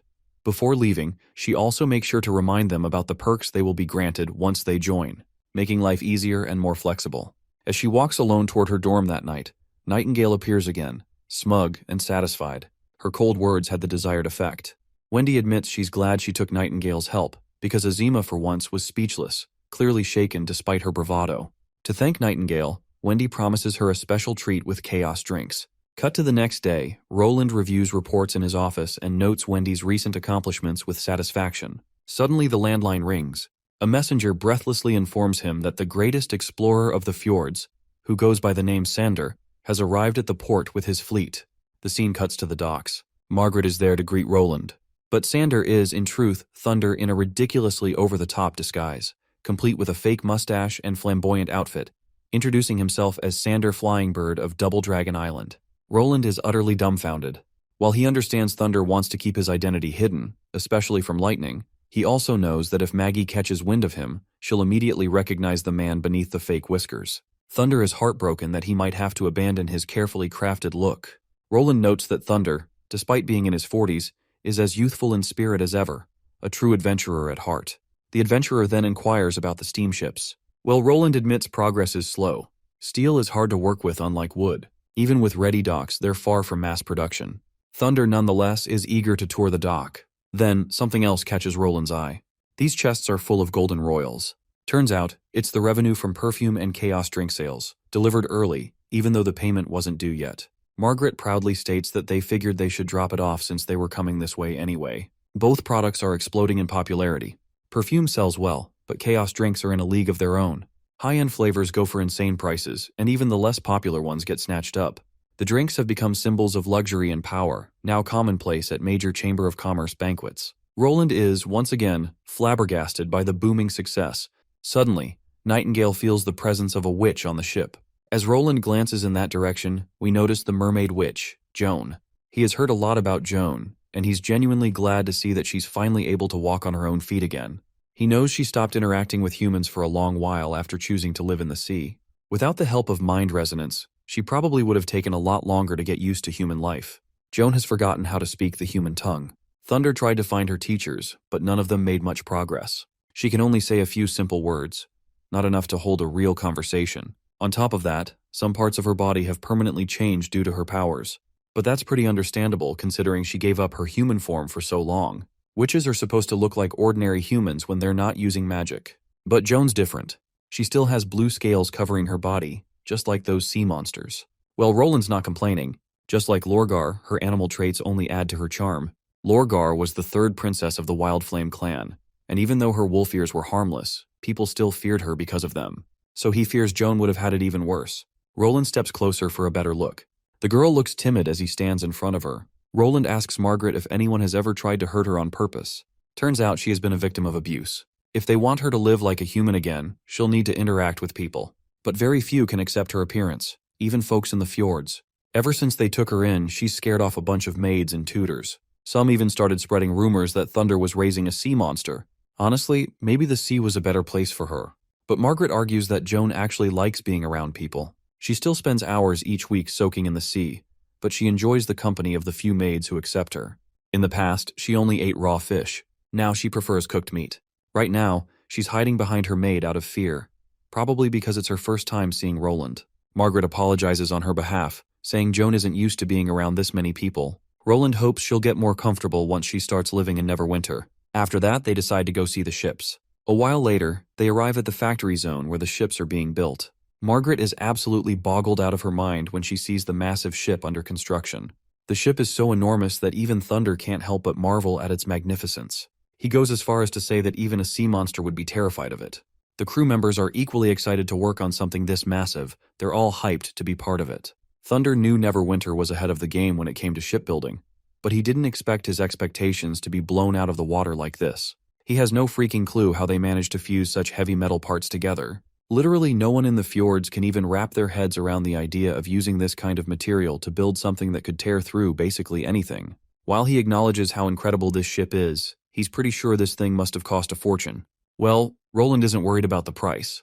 He tries to reassure Thunder that it's not as expensive as it seems. After all, Roland wants to contribute to ocean exploration. Any discovery out there could lead to major breakthroughs for all of humankind. As the ruler of Grey Castle, he's willing to do his part. Thunder feels genuine admiration for Roland's ambition. It's rare to see someone spend their money on something they might not even live to see. Even in the fjords, the chamber is only interested in routes that bring back profit. It's a pity Roland can't be an explorer himself, but his ambition has already surpassed that of countless adventurers. Thunder is still mesmerized by the sheer size and beauty of the vessel. It's not just a ship, it feels more like a moving castle. It's the most beautiful ship he's ever seen, and he's blown away in more ways than he ever thought possible. With this ship, he feels like he could finally cross the Vortex Sea. But Roland warns him not to jump to conclusions just yet. To be honest, Roland knows nothing about shipbuilding. Right now, he just sees it as a complex machine, not a true ship yet. He tells Thunder to test it in actual water first before deciding what it's capable of. Whether it's speed, stability, or food capacity, it'll all need real numbers. After that, Thunder will be setting out to explore the Shadow Sea once the months of demons are over. Just seeing this massive ship makes him wonder what other inventions Roland might be cooking up. Well, looks like he'll find out tomorrow. And until then, Thunder is free to enjoy the welcoming party tonight. He might even meet the person he's been dying to see. It's deep into the night, and the castle is filled with sweet melodies as musicians play and guests enjoy the feast. At the banquet, we find Lorgar, Lightning, and Maggie together. Lorgar seems curious about this famous explorer from the same town Lightning once lived in, so it's a bit strange that Lightning hasn't greeted him yet. Well, Lightning's never even heard of the guy. If she's being real, he must be a nobody. After all, there are tons of explorers from the fjords. Most of them are just captains who've made a few trips and never even seen stormy waters. But as far as Lorgar's concerned, if the chief is meeting this man, then he's probably not a nobody. She even suggests Lightning ask him about her father. Maybe he knows something about that fellow adventurer. Maggie shares the same thoughts and pesters her to ask her out. Since both of them insisted so much, the adventurous girl finally decides to take her time to talk to the guy. She gives him a proper look and finds him way over the top. Before she can approach and interrogate him herself, her path is blocked by Margaret, who takes the liberty to introduce the explorer. He is Santander, an explorer from Double Dragon Island, and also the leader of the Dragonhead Chamber of Commerce. He holds a lot of admiration for her father, too. Finally, she comes face to face with the man and introduces herself. While she's originally from the fjords, she wasn't born there. Santander responds by recognizing her as Thunder's daughter. He's already heard of her through Margaret, who always speaks highly of her. She once told him that the greatest explorer's daughter is currently residing in Grey Castle. He compliments her because she looks a lot like her father.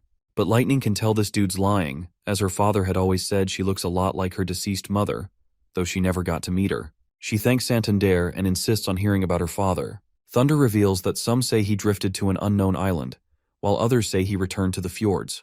But because he encountered something strange during his travels, he decided to keep a low profile and prepare to form a new exploration team in secret.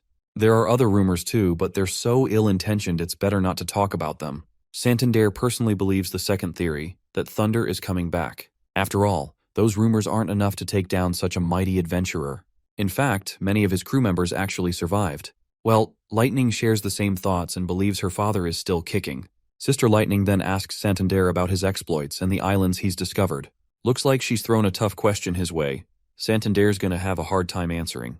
He decides to be honest and reveals that he only became an explorer because of her father. Ever since the discovery of Shadow Island, many have wanted to explore that area, including the Chamber of Commerce. His fleet wanted to deliver supplies to the transit island, but bumped into sea ghosts on the way and deviated from their route. To his surprise, he arrived at an island that wasn't on the map. Roland notices how this guy is being such a drama king, and what's more amazing is that Lightning isn't even suspicious. Meanwhile, Lightning totally buys his story and believes he's one of the lucky few who's done a handful of long-distance trips. Now that she's satisfied her curiosity, she decides to leave him alone with Roland. She pays her respects to His Majesty and walks off. Margaret, meanwhile, can't help but admire how Lightning carries herself. She literally feels like a grown-up. Roland then tells this proud father how Lightning never gave up on adventures, even creating her own exploration group, though there are only 3 members right now. He's positive she's going to catch up to her father unless she's locked away completely. This only makes the proud father happier, while Roland assures him he'll make sure to take care of her. Meanwhile, both Lorgar and Maggie want to hear what Santander told her about her father. Lightning's disappointed to reveal that he knows nothing, but she ain't sweating it. Things are more fun when she has to find out for herself. She's going to use the power of her exploration group. They're also waiting for Sister Moon, who's been very confident and bold but hasn't shown up yet. Apparently, Sister Moon challenged Lightning and Maggie to some kind of challenge, one we still don't know about. Even Lorgar doesn't seem to know, but let's hope to find out soon. Finally, Sister Moon arrives, although Sister Lightning expected her to chicken out and run away.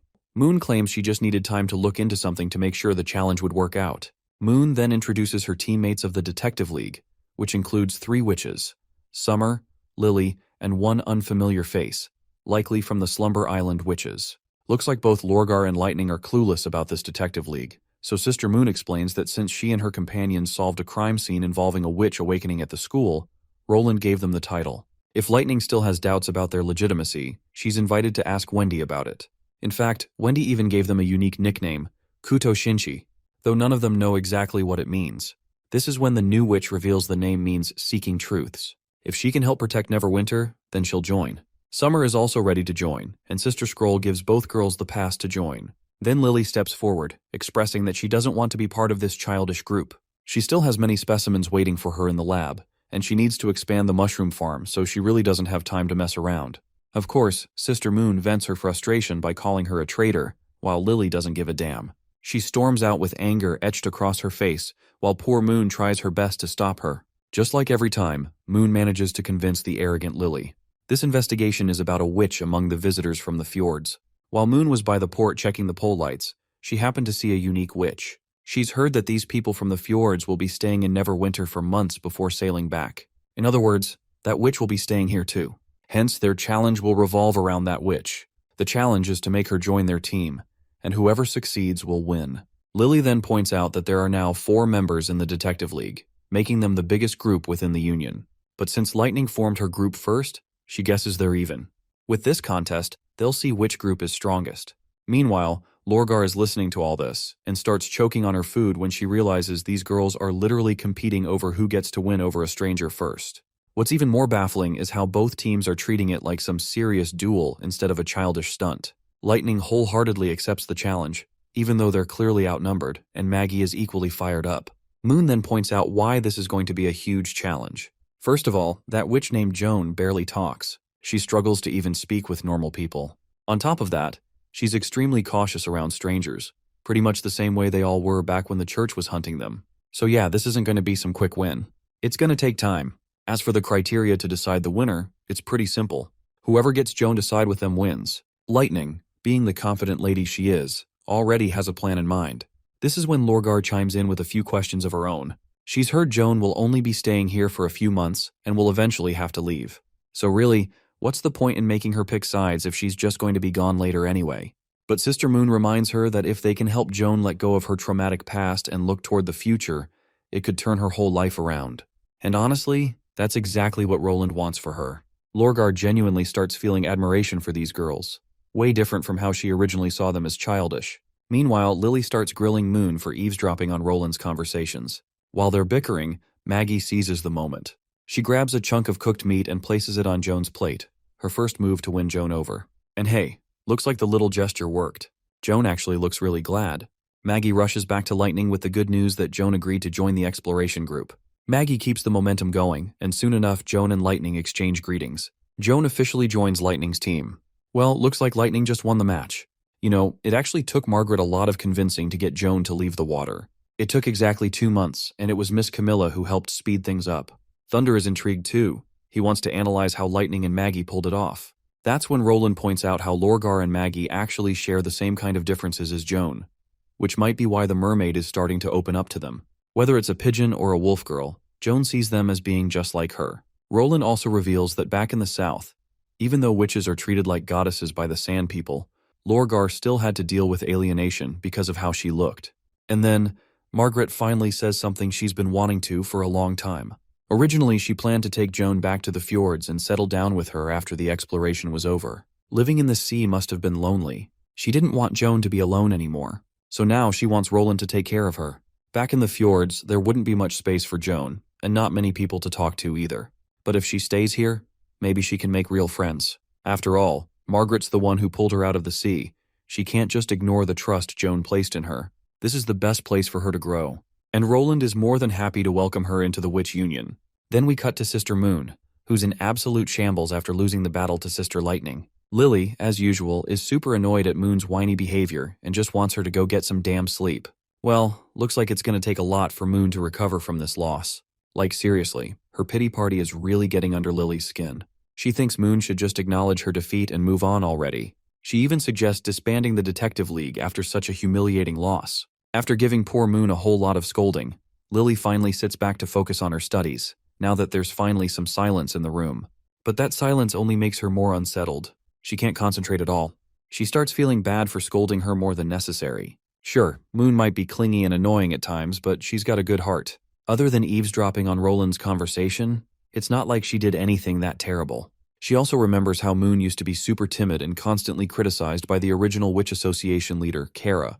It took her a lot to bounce back and be her extroverted self again. Looks like Moon still hasn't given up on her Detective League, so she offers Lily a $10 bill as a reimbursement for joining her Detective League. Lily's relieved to see her scolding didn't totally crush Sister Moon's mood. She grabs the $10 note but still doesn't agree to rejoin this detective crap. After all, she's got a ton of work to do and no time to dwell on it. But she's willing to help her out with investigations just a little. As long as Moon doesn't bother her during work hours, she'll lend a hand with the detective squad. If Moon really wants to expand, she shouldn't have come to her. Not everyone is as busy as Soraya in the Union, so she should focus on people who have more time. For example, Amy could help out. But Moon argues Amy's a witch from Wolfheart and already has her own social circle. Lily thinks that's even better. If she pulls Amy in, she might drag the whole Wolfheart squad along with her. Besides, Annie, Hero, and Sister Blade aren't all that busy either. Not to mention, Sister Blade already works with her. It doesn't matter where they're from. Joan is from the fjords, and she doesn't care about anyone's origins either. Moon could even ask some of the witches who used to be with Bloodfang. They're usually free and wouldn't have a reason to say no. If she follows these suggestions, she might end up with more members than the exploration group. At least she won't fall behind in numbers. But she's got to remember 2 things. Don't cause Roland any trouble, and don't pick a fight with the exploration group. Lily doesn't know why, but she feels like there's no way they can beat Lightning's group. Anyway, that's all Lily had to say, so Moon is free to leave now. But Moon just stands there, awkwardly staring at her friend. Turns out the girl wants her $10 note back since she wants to use it as a recruitment fee. Since Lily isn't officially joining, she figures she should return it. Of course, Lily refuses to hand it back. A new day rolls in, and people in the tavern are going wild, drinking, laughing, chatting like there's no tomorrow. That's when a prestigious-looking guy strolls in. The tavern owner lights up and greets his esteemed guest with full hospitality. He's even saved a seat for him on the 3rd floor by the window.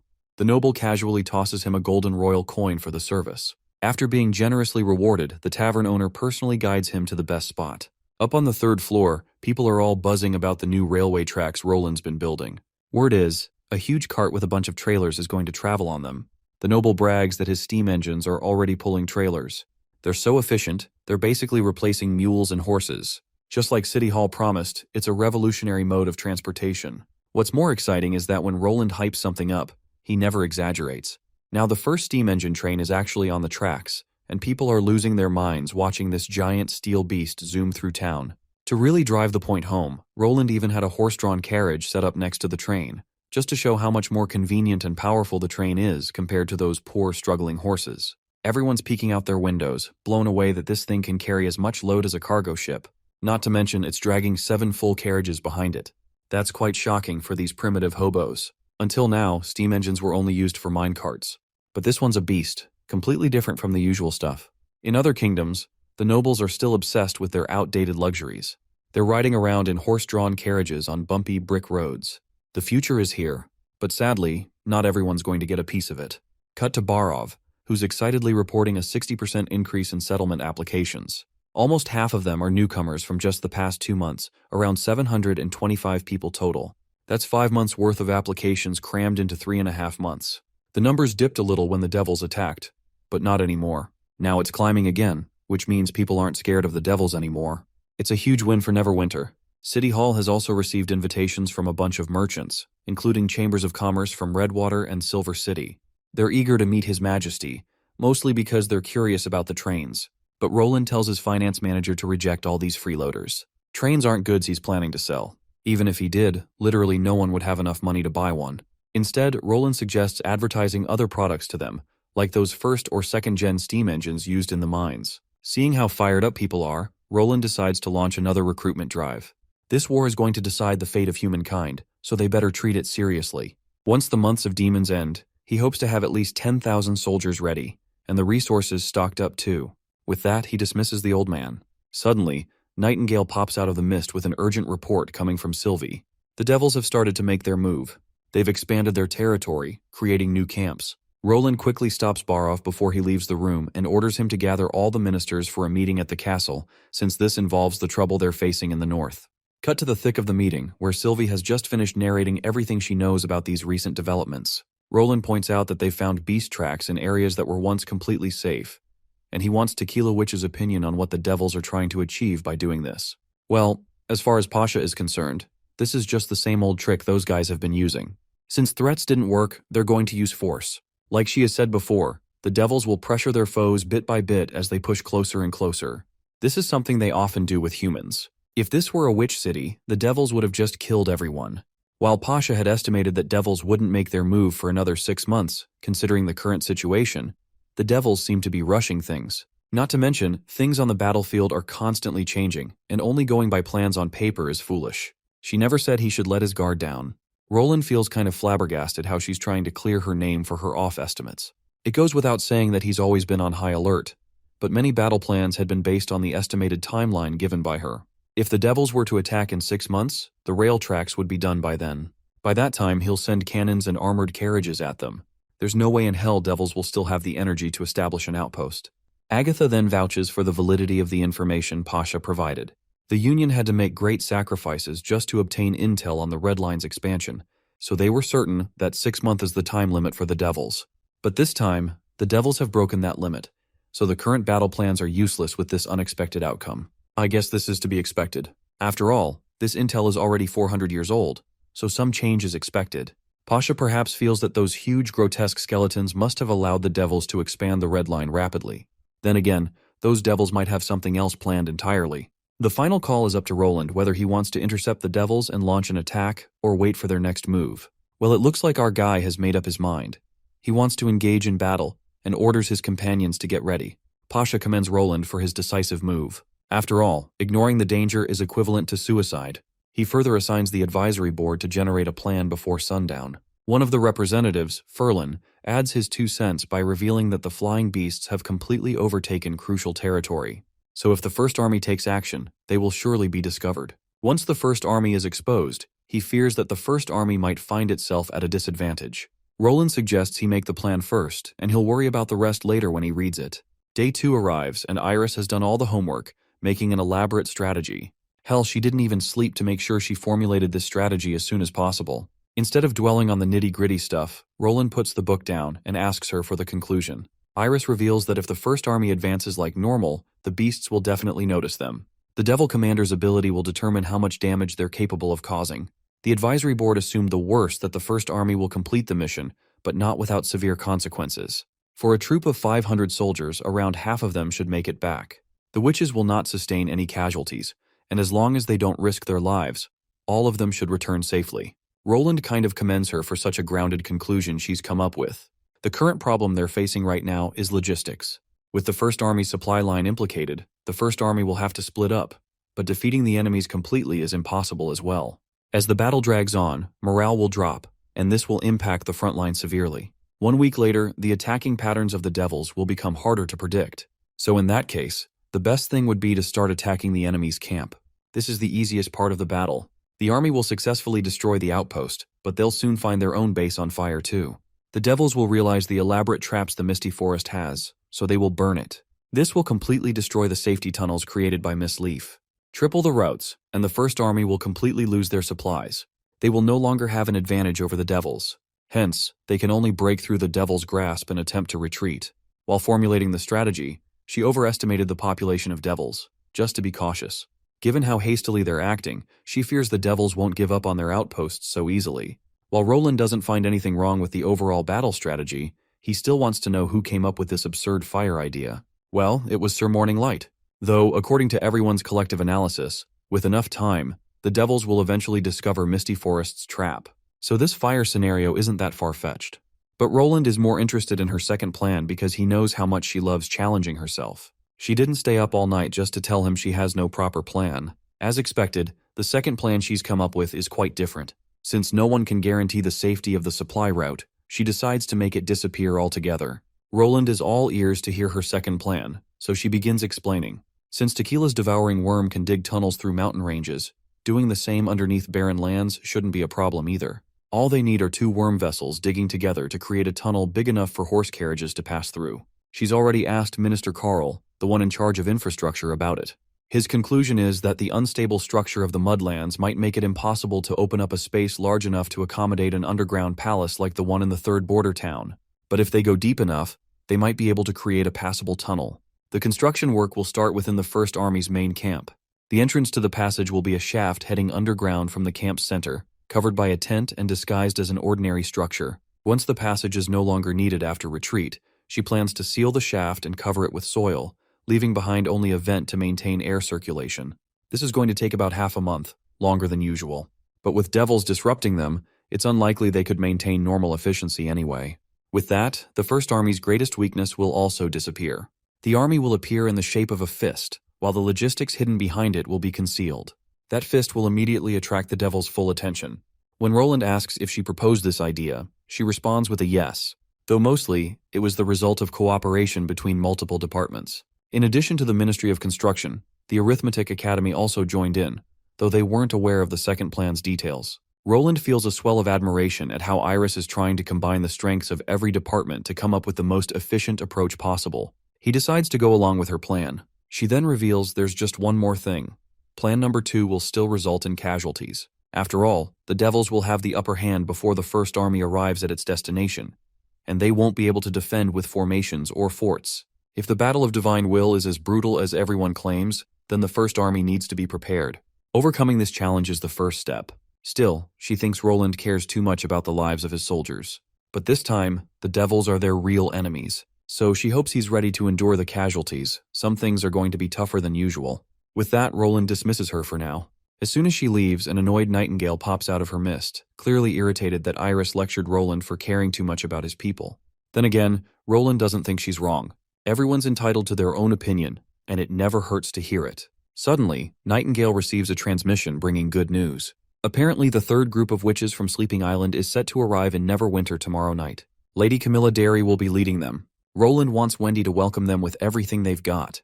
Then he suddenly remembers something, and asks her to confirm if Camilla is the same witch who wanted to travel the seas with Joan. Nightingale says yes. That suddenly gives Roland a bit of confidence. He'd always assumed the devils had all the advantages. But maybe now, they can start tipping the scales. Nightingale questions how the two things are even related. Roland's not entirely sure about the plan he is cooking up in his mind, but it's worth a shot. When Camilla arrives, he needs to have a personal chat with her. The scene cuts to Redwater River. A lone boat sails through the waters, making its way to Neverwinter City. On board is Andrea, and accompanying her is this jacked-up lady. She's actually one of the divine soldier witches. As they catch up, The Divine Witch drops a little lore about her past. She reveals she had to live among mortals because the Alliance never wasted their time on weak witches. So after the war, her existence didn't mean much to the Alliance. With no support from her own kind, she had no choice but to live among mortals. When the city fell, it was the mortals who stayed behind until the very end. But when she was fighting Dawn, she truly looked like a fighting witch. Centuries of training changed everything. She actually feels lucky to have become a divine punishment witch. It made her stronger. It let her help others. And meeting His Majesty Roland was like a reward. Andrea isn't sure why she's getting all this personal history dumped on her. The Divine Witch says it's because she envies her. With someone as talented and blessed as Andrea, she would have been held in the highest regard back in the day. Andrea awakened at such a high level despite being so young, giving her the potential to be one of Tequila's top candidates. The lady then reveals her old dream of joining the Divine Army and receiving Lady Natalia's blessing before every expedition. Now she's lost the ability to grow stronger, while Andrea hasn't even reached her limit. Even if Andrea hasn't faced too many hardships yet, no matter how miserable she might feel, she should remember that someone else would die to live her life. Andrea is genuinely moved by her words, and she can't help but thank the woman. As Andrea is basking under the vast sky, feeling the chill breeze, Maggie suddenly comes flying in and crashes right into her. Looks like Maggie's gotten even heavier, a perfect weight to be grilled on a steak. Without wasting a second, she shifts into her devil form because she needs to get Andrea there as fast as possible. When they arrive at the Bordertown, Roland is already waiting for Andrea. He wants to test a few weapons since the First Army will be heading into battle tomorrow. But before the First Army reaches the tunnel, he wants to fine-tune this new weapon made specifically for her. Sensing the urgency, Andrea realizes the devils must be rushing, even though there's still plenty of time before the red moon. Anyway, she walks straight to the box holding the weapon. Turns out it's a military-grade sniper rifle, but it doesn't have a scope. Andrea isn't sure how she's supposed to use the sniping potential without seeing the target. Well, for a special weapon like this, Roland has arranged a special scope. Normal optics won't cut it. That's why Sylvie, Spear Passy, and Camilla are here. Basically, Camilla will help Sylvie connect with Andrea, while Spear Passy will make sure to replenish their magic. Spear Passy feels pretty annoyed about being dragged out of Dragon Ridge just for this experiment. She even caught a cold from the flight. Roland recalls how she was paid in chaos drinks yet acts like she's volunteering for free. Back to the main point, Andrea asks how they can be sure the magic will still work when her ability is active. Roland says that's exactly why they're testing it. Cut to Knight Carter, pacing anxiously around the gynecology ward. Turns out, his wife is supposed to deliver their baby today, and the wait for the good news is killing him. Finally, Eileen comes out of the ward with the news. Miss May is going to make it through. After all, she's the toughest person Eileen's ever met. Meanwhile, outside, a parade is happening as the First Army prepares to set off. Eileen's husband is joining the First Army too. He's been waiting for this battle to get revenge for a long time. He wants to comfort the souls of those killed by the devils. Suddenly, a baby's cries fill the air, and Knight Carter rushes back inside to find a Chibi Carter sleeping next to his mother. The trio shares a warm hug, lighting up the scene with pure cuteness. It's the middle of the night, northeast of Neverwinter City, in the center of the misty forest. A soldier steps out of his tent to take a dump, but suddenly, he notices supplies moving inside one of the train carriages. Seeing stuff move freaks him out completely. Turns out, it's just divine punishment witches, and inside the carriage are devouring worms craving food. The witches quickly get barrels of food and offer them to the worms. The soldier watches as the worms devour the entire barrels. He is totally fascinated by all of it. Neverwinter City is full of crazy mysteries, and he wants to uncover every one of them. Nightingale gets a report that the First Army has successfully completed the first step of the plan. Now, they'll gather at Station 2 in the Misty Forest and move forward about 2 kilometers until the inflection point. While marking territory on the map, Roland asks about the Devil's reaction. According to Sylvie's report, the Devils haven't moved yet, and they're still focused on building their outpost. A few black stone pillars have already been established. A red line has appeared behind the outpost as well, and the advisory board predicts there's a limited number of long-legged creatures. Roland takes this as good news and suggests the army keep watching the Devils and report any changes. If everything goes as planned, the First Army will enter the Devils' surveillance circle in 6 days, which will be late autumn.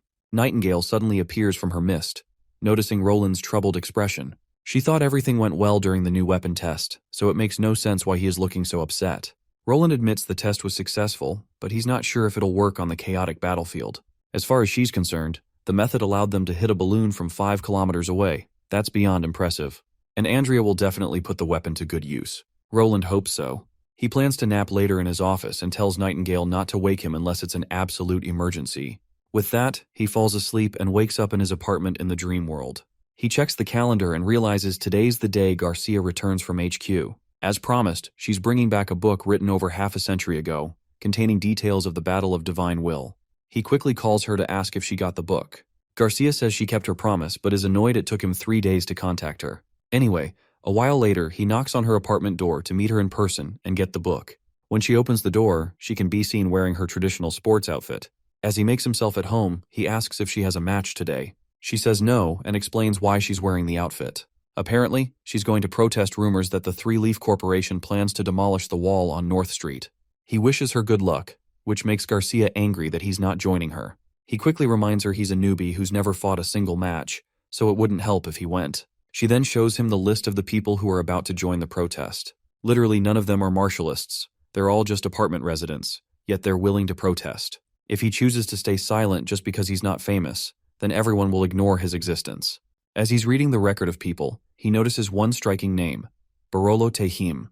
Turns out it's the name of a devil who lives in room 0510. Once this devil leaves his apartment building to join the protest, Roland decides to read this guy's memory shards. So he hands her the long list back, turning her request him joining the protest. She annoyingly walks into her room, brings out the book he wanted, and once she throws it to him, she wants him to leave now. As he grabs the book, he notices that the author is some unknown guy. Garcia adds that the author died before they could finish the book. The association failed to find any information on them. Archiving should have been a thing back then. Not to mention, this person would have been a martialist capable of commanding the force of nature.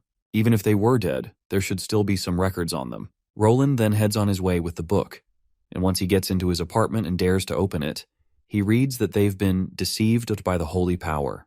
Of course, this makes absolutely no sense to our boy. When he reads further, the author explains that the force of nature comes from corrosion, yet many humans still see it as a gift from God because it's capable of bringing miracles. However, he's not sure why it is that only humans have the force of nature. Perhaps it's because humans are the lucky ones. In order to find an answer, he dared to visit those ruins. During his journey, he realized that humans aren't the only ones who can use the force of nature. It was no coincidence that this unknown species obtained the same force and became the human race's enemy. But the question is, even though they no longer exist, it still doesn't make sense why corrosion is still a thing, and why the awakenings are still happening. Or maybe the battle of divine will never ends. He's got to understand what sort of world they live in. Be it divine blessings or gifts, they all seem to be fake. In a nutshell, the author is also seeking answers to questions like why corrosion is still happening, why awakenings are still taking place, and why the battle of divine will never ends. The contents of the book are so creepy that Roland ends up shutting it. While this stuff might be a reference to what's happening in the dream world, it also shares similarities with the original world.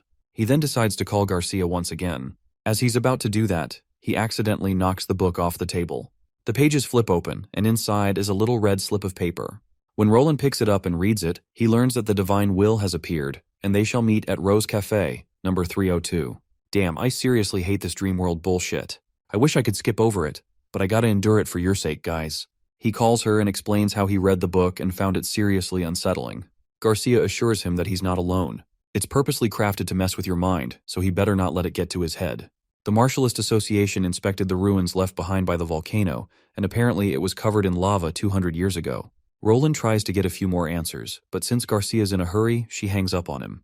Roland realizes that there was no slip when he was going through this book, which likely means it appeared only recently. In other words, within this world he created, someone has noticed his uniqueness and is keeping an eye on him. He packs his bag and decides to visit the devil's apartment for now. Once he's in the apartment, he finds that secret door that can lead him to the devil's memories. Once he breaks the door lock and enters the place, he sees the city of the devils, with tall towers surrounded by mist. Suddenly, Roland hears footsteps approaching him. When he looks in front of him, there are devils heading his way. This shocks the hell out of him for obvious reasons. After all, living beings weren't supposed to exist inside memory fragments. He begins to panic when he realizes the devils are almost on top of him. He thinks of running for a split second, but turns out the devils just walk past him like they can't even see him. When Roland tries to touch them out of curiosity, his hand passes right through them like they're just a mirage. It's then Roland realizes one crucial thing. The reason he couldn't see much of Zero's memory is because she harbored more resentment and resistance toward him. That's why he can't access everything. He proceeds further into this devil's nest, where he sees a giant pit filled with glowing red mist. All the devils are gathering there. Seeing this, Roland remembers what Pasha mentioned in her reports. which is that the Federation once captured some weak, low-intelligence devils as hostages. But back then, they weren't sure whether those were devils or just another race enslaved by them. Roland also can't see any elite devils supervising the others, which only means they're acting entirely on their own. Roland wants to learn more about the origin of the devils, and whether male and female devils exist too. Or maybe they reproduce in some way completely different from humans. Once all the devils arrive at the center of this giant pit, a devil shows up, along with his creepy, fiery monster companion, right in the middle of the arena. It looks like they're holding some sort of ceremony, and this devil is probably here to engage in a duel. Then the other contestant appears, who just so happens to be a female version. But Roland isn't ready to believe it's actually a female devil. It looks more like a devil with traits of a human female. Since devils aren't related to humans at all, it makes no sense for them to look so familiar. The female devil walks right into the middle of the arena. The other devil and its monster companion bow respectfully to her. She then starts doing some kind of magic mojo, causing the mist to boil, and out pop these tentacles from the mist. One of the tentacles stretches toward the ordinary devil and engraves it with a weird red magic stone. The monster companion also gets a stone embedded in its body, and both of them start exuding red energy. Roland has no clue what the hell is going on. Once both devils have the red jewel embedded in them, the creepy Crawly goes berserk and charges straight at the female devil. But just as it crashes into her, she vanishes into thin air. The monster then turns its attention to its devil companion. The devil lunges at the creature and rips its limbs apart. After pulling out its spine, the devil pierces the poor bastard's head, killing it on the spot. Then it takes out the gem embedded in the monster's chest and eats it. As soon as he gulps the gem down, he feels a surge of power and begins transforming into a human-like devil. This, of course, shocks Roland to his core.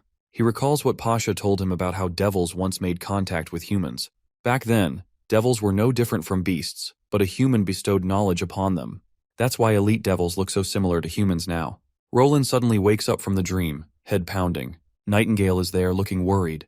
That's when he tells her he's made some discoveries. She takes a closer look at his sweaty face and can tell something is definitely wrong. But Roland assures her that he's totally fine. Besides, his dream world doesn't influence his reality. But since Nightingale can see through lies, she knows he's not being honest about his troubled face. Roland insists again that he's doing fine. It's just that a few of the discoveries shook him a little. A while later, Roland holds a small meeting where he informs Wendy and the Tequila Witches about his new discoveries. Pasha immediately understands how important this information is. No one's ever made it that deep into a devil city before, let alone returned alive, which makes Roland the first person to achieve this. Turns out, devils get their powers by merging with magic stones, and that answers a lot of existing questions. Since those mutated devils were capable of such drastic changes, it's safe to assume elite devils are born this way too. With enough magic stones, they might evolve into an entirely different species. This kind of change doesn't come from bloodline, it comes from mutation. Tilly then wonders if these devils could upgrade themselves indefinitely, so long they have enough stones. Well, turns out there's no restriction. Tilly also asks whether these devils are stronger than extraordinary witches. The Tequila Witch replies that you can't really compare them directly like that. Just like the old civilization once documented, magic is the path to godhood. One day they'll transcend.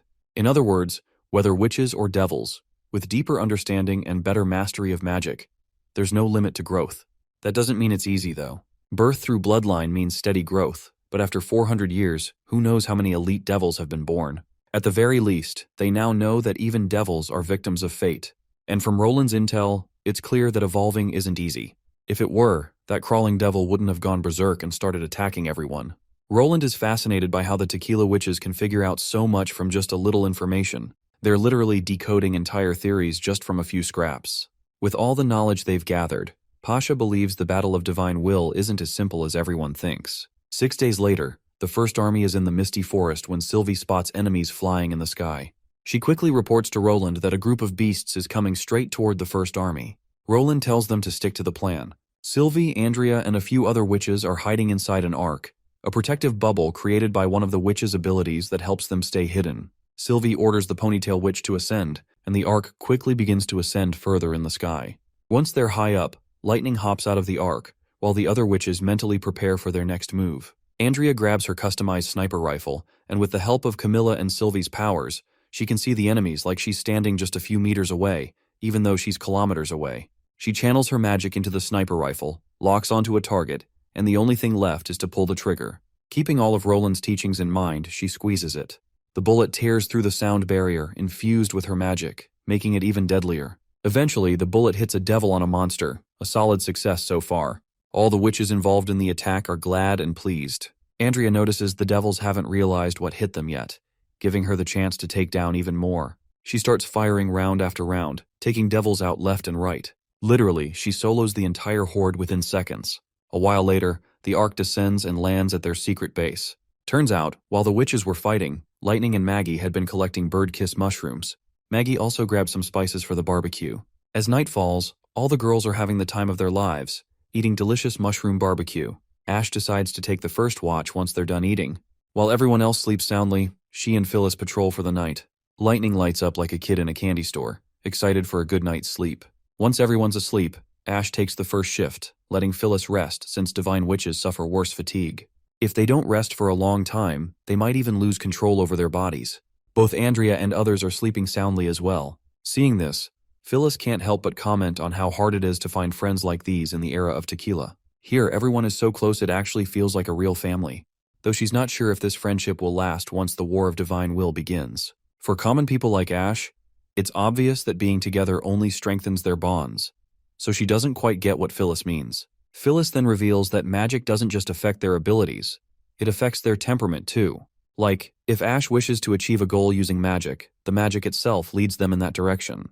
Ash finally understands what Phyllis is saying. She remembers being at her strongest when she was fueled by hatred, seeking to kill those from the church. The hate inside her gave her incredible power.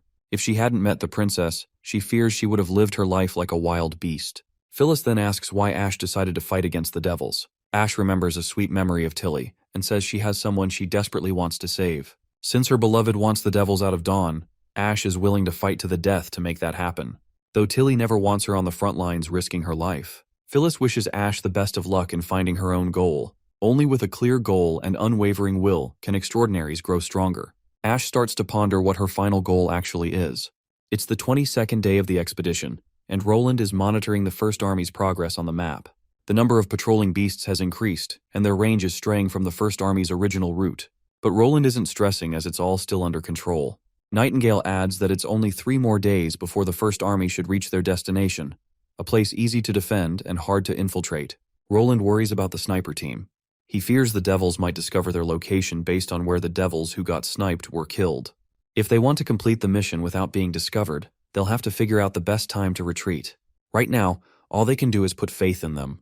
Tequila witches are very good at judging danger levels, and the magic arc should help with their escape. Roland admits that rather than worry, he has other important matters to focus on.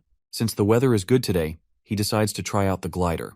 Nightingale decides to tag along as she desperately wants to see the trial. In the east of Shallow Ports, we see the first prototype of a vehicle capable of flight. The witches are both astonished and skeptical about its abilities, especially since it looks fragile compared to the hardy steam machines. Roland wants to know Margaret's opinion on this machine. Well, if she has to be honest, she would have thought it was some prank by the Curious Society. A curious man from the society once tries to soar through the skies. He crafts a pair of wings and jumps off a tall building, but the wings can't handle the pressure and they snap mid-air. The man plummets to his death. Wendy is horrified by the morbid tale. Roland, noticing her shaken state, reassures her that his glider is different. It has 2 seats and is built to carry people safely. At last, Wendy and Tilly decide to try it for themselves. Wendy in particular looks incredibly nervous. Her hands tremble as she follows the takeoff steps exactly as instructed. When she finally disengages the brakes, the glider begins rolling forward. The wind rushes past them, and the cliff edge gets closer. Wendy panics seeing the end of the solid ground. She is scared so much so that she even forgets everything. Her mind goes blank as the glider speeds toward the drop. Tilly starts shouting, reminding her to use air. Wendy instinctively unleashes her magic, and the glider lifts just in time. Once airborne, Wendy slowly opens her eyes again, only to realize they haven't died. They're flying, soaring through the sky, far above the world. This is when fun begins, because this feels nothing like a hot air balloon. But as they stop ascending, Wendy yanks the gear back too hard in a moment of panic, causing the glider to jerk upward unnaturally. The steering gear jams, and they start to plummet. The glider crashes into the ground with a devastating thud. Miraculously, both Wendy and Tilly survive. Wendy, though ashamed, apologizes for letting him down. But Roland assures her that they can easily rebuild it. Many of the parts are salvageable. Determined, Wendy vows to try again. A few days later, she takes off once more, only to crash again. This time, she admits the fault lies with her. She panicked again, and her magic became unstable. Roland finally understands the crucial detail. Witches must be calm and focused to use their powers properly. But staying calm in a rattling, fast-moving glider is no easy task. Tilly volunteers to try next, but Wendy insists on one more attempt. She's studied the theory now and feels ready. Eventually, Tilly is the one driving it, and she seems to be nailing the task. For someone with less than 30 minutes of practice, it's impressive. As an extraordinary, her nervous system is more finely tuned than most, giving her superior coordination and adaptability. Roland sighs. If only he could build huge mechas, then devils would be fighting for their lives. An hour later, Wendy and Tilly land safely. The onlookers are amazed by their skill. Night falls. Roland visits his beloved girl's room. He sits beside her on the bed and holds her close, absorbing her warmth. They rarely have time together these days. Every 3 days, Anna travels to Northwest to wield the railway tracks. When she's not welding, she's building parts for weapons and gliders. She's tired, but she tells Roland she's happy, as long as her work helps his dream come true. They share a passionate kiss and spend the night enjoying each other's company. Far north, Iron Axe leads the First Army.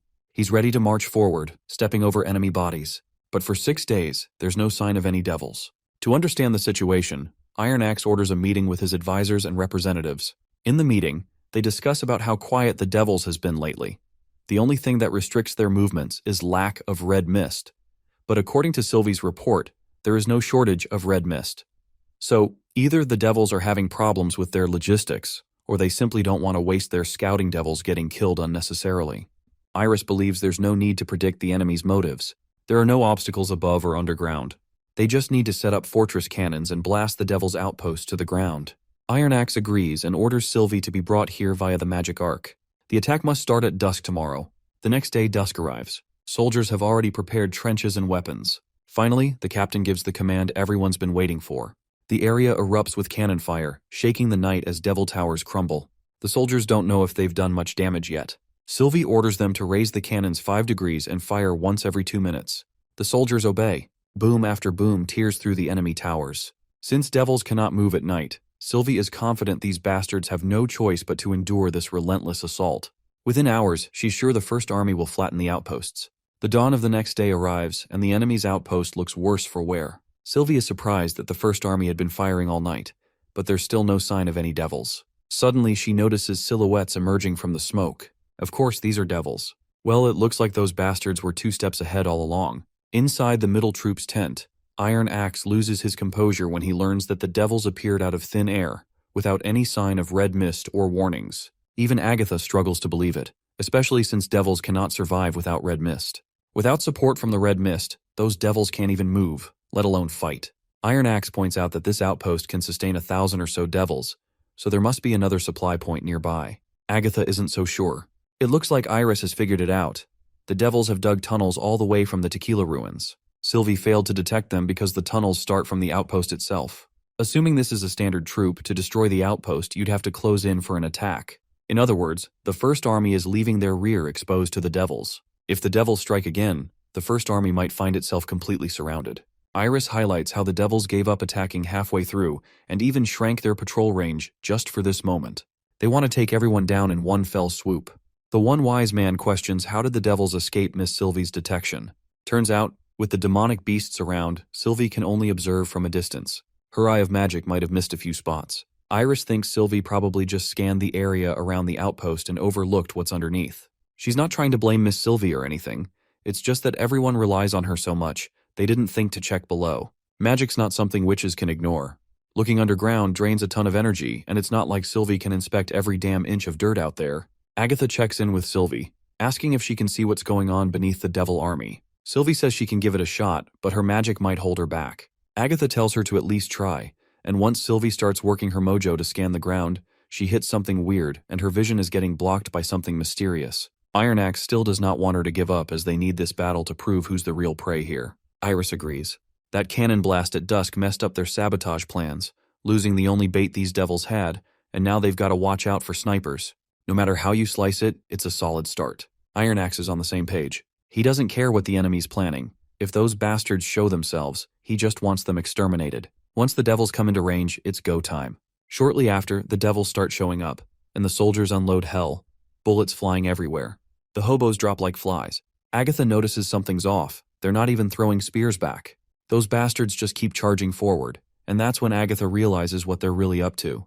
They're going for the artillery in the back. Meanwhile, the soldiers in the rear are prepping their giant cannon. One guy starts freaking out that the devils are only 900 meters away, and they still haven't fired. Heavy machine guns can hit targets past 150 meters, but with the devils zigzagging all over the place, accuracy's trash. If they run out of ammo without landing solid hits, it's game over. As the devils get closer, every soldier starts blasting like crazy. The moment they take down the first wave, the soldiers break into a victory dance. But the celebration doesn't last. Spears come flying in, and just like that, soldiers start dropping again. Morale plummets, and the survivors are yelling at each other to get back to position and return fire. The commander shouts at them to shoot down as many demonic beasts as possible before their line collapses. More devils start descending, but just before they tear through the regular troops, the divine punishment witches drop in and start throwing hands. The divine witch even skewers a bastard right through the chest. It's actually a new weapon Roland whipped up, and if they had this 400 years ago, Tequila might not have fallen. The three chiefs probably wouldn't have turned on each other either. As the witch grinds the devil's head into the dirt, she shouts loud and proud, "Tequila is back, baby." Meanwhile, the battalion commander's down, bleeding bad, barely able to move. The rescue team rushes over to stabilize him, but he's more worried about his soldiers, as he wants an update on the front line. A terrified nurse delivers the bad news that the devils are attacking, and it looks like they're clashing with the Tequila witches. The commander's shocked. The devils never engage like this as they always stay airborne. He forces himself to stand, tells the nurse to focus on the wounded, and heads off to man the cannons himself. While he's loading, one of those stinky bastards sneaks up and lands a brutal hit. The devil raises his axe for the kill, but Agatha jumps in just in time, her icy powers stopping the blow. It's not enough to freeze the bastard solid, though. He smashes through the ice with a punch and lunges at Agatha. She immediately summons more frost and freezes him completely from head to toe. The soldier thanks her for saving his ass, but he better hold that thought, 'cause the second wave's already on them. Agatha calls out to Molly, who dives in and uses her water magic to pull the wounded soldiers off the battlefield. More devils arrive and immediately start hurling spears. Agatha saves that same crazy-ass soldier again and tells him to fall back with his men before it's too late. But the battalion commander refuses to retreat. He's not leaving without making these bastards pay. He loads up the cannon, lights the fuse, and blows the hell out of those airborne freaks. Dude's going full hero mode now, flexing humanity's strength right in front of the witches, who used to be the only ones able to take on devils.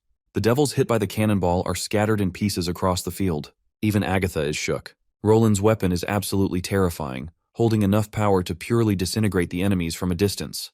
But she also knows the Tequila witches have more personal ways of getting revenge. They like to stab devils up close just to feel the satisfaction. She then asks her subordinates how many enemies are left to deal with. The Tequila witch reveals there are currently 16 left, with well over 70% of their airborne devils already dead. While it seems like an easy victory by now, the devils still haven't retreated, and she's worried they might be planning a final assault. There has to be a commander among these mad devils, and all the commander would care about is fighting to the last breath instead of retreating. But if that's the case, there's another question. Why didn't the devil charge at them from the start? The Tequila witch explains the commander doesn't think any of them currently are worthy opponents to fight. If there was an extraordinary witch among the First Army's ranks, maybe the commander would have come down already to fight. Agatha notices how this divine soldier witch, Zoe, seems to know more about the devils than anyone else. So out of curiosity, she asks if Zoe is part of the alliance. Zoe reveals she was once a shadow guard of Lady Natalia, also known as the Red Lotus. Suddenly devils start marching toward them again, causing Zoe to rally the orders to protect the weak mortals and leave the enemy to them. Then comes terrifying news that shakes Agatha completely. Sylvie senses magic source reactions among the enemy. The devils are charging downward, with a magic-wielding devil leading the party. That giant devil finally lands, its massive size sending quakes and ripples through the air. The bastard is grinning ear to ear. Inside that giant bastard's mouth is another high-tier devil, screaming trouble. Even Agatha has no clue what the hell this is. That bastard roars to assert his dominance on the battlefield, then whips out a sword of his own. His whip literally slashes down the spear Roland had meticulously crafted. What's more impressive is that this weapon is totally made of magic condensation. The devil raises his sword and swings it down at Zoe. But our Giga Chad lady has a trick of her own.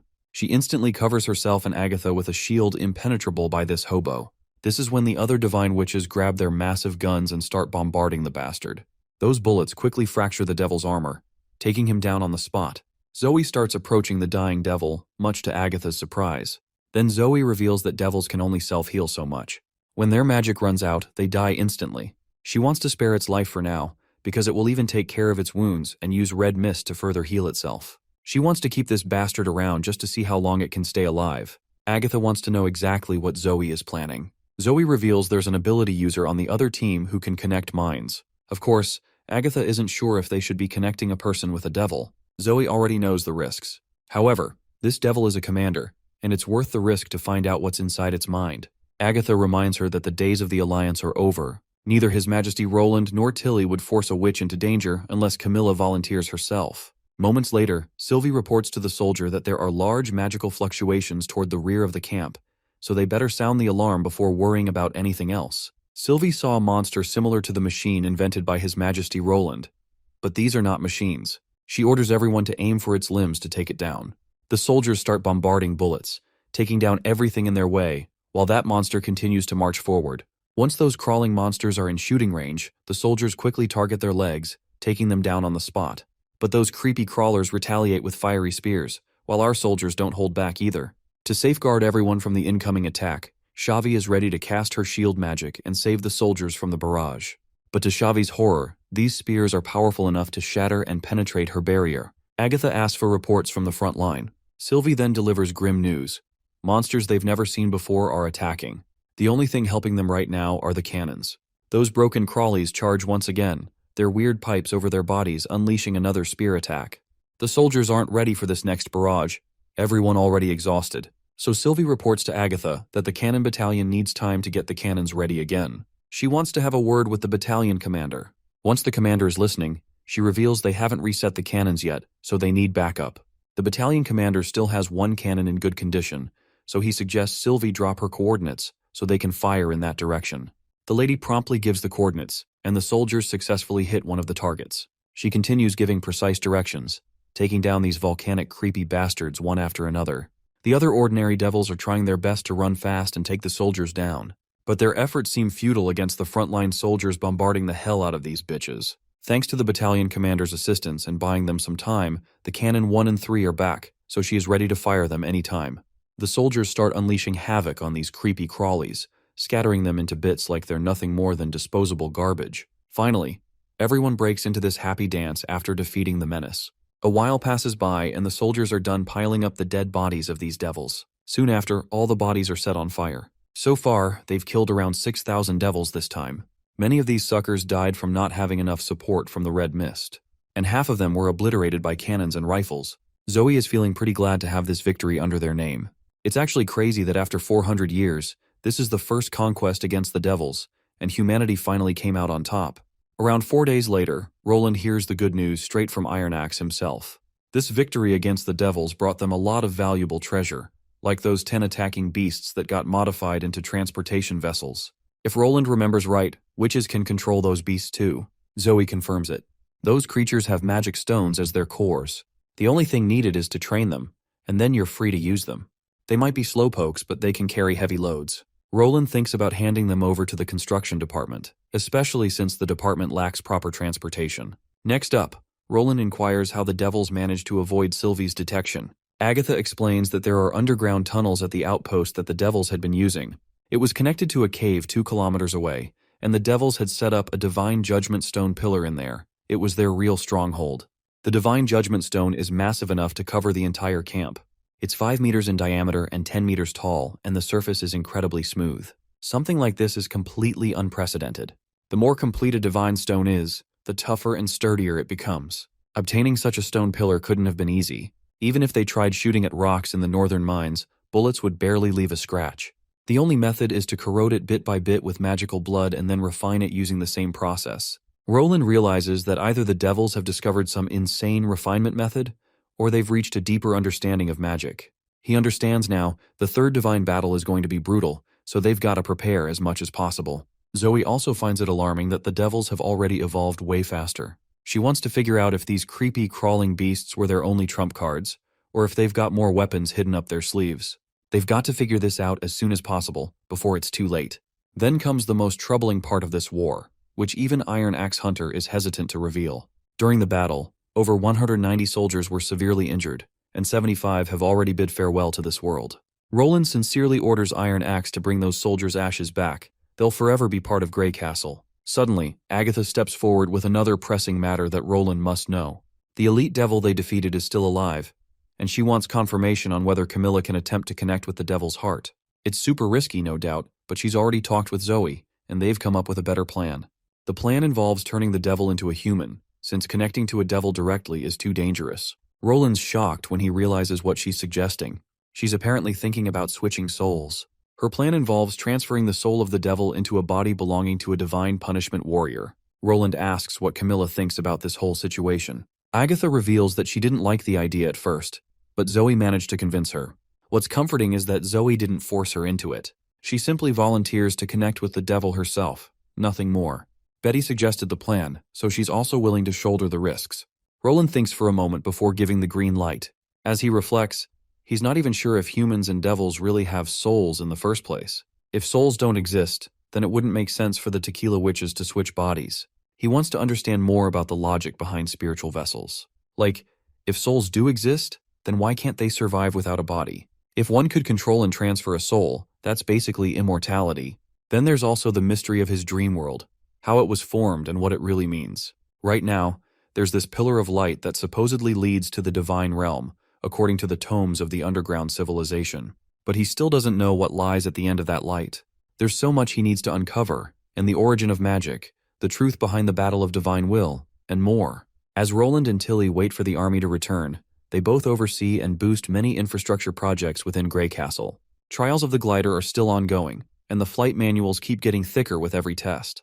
With enough content, Roland is ready to publish the manuals as a full-fledged book with a proper cover and title. Let's not forget the metal ships. They're finally stable enough to sail the waters after a few modifications. The Mage Tower for Agatha was also completed last autumn. A month and a half later, the First Army finally returns to home ground with victory flags raised high. The entire town cheers for the brave soldiers who fought to protect the lives and peace of the common folk. With this, the months of demons begin as the first snow starts to fall. We then cut to the prison cell where the creepy elite devil is being held. Zoe instructs her fellow witches to take care of the devil and make sure it doesn't die. Later, Zoe meets her other tequila friends, Pasha and the rest. Since Zoe looks calm and composed, Pasha and her group are sure this must be a sign of good news. The girl then finally reveals to her fellows how the devils today are totally different from the ones from 400 years ago. While Lady Alice had the right ideas, her plan would have led to humanity's downfall. Pasha feels proud they chose to follow Natalia instead. Though it's too soon to say who'll win the battle of will, the only thing they can do now is hope for the best. Pasha even thinks about carrying out Lady Natalia's last words, but Alethea reminds her they still haven't found the chosen one, so they can't rush anything. Well, Zoe doesn't seem to have a problem with that. The tomes of the underground civilization never said the keyholder had to be male or female, so Roland might actually be their best shot. Pasha kind of gets the logic. After all, even if they find a witch capable of being the chosen one, they can always change the chosen one if needed. Zoe then reveals something interesting she recently noticed.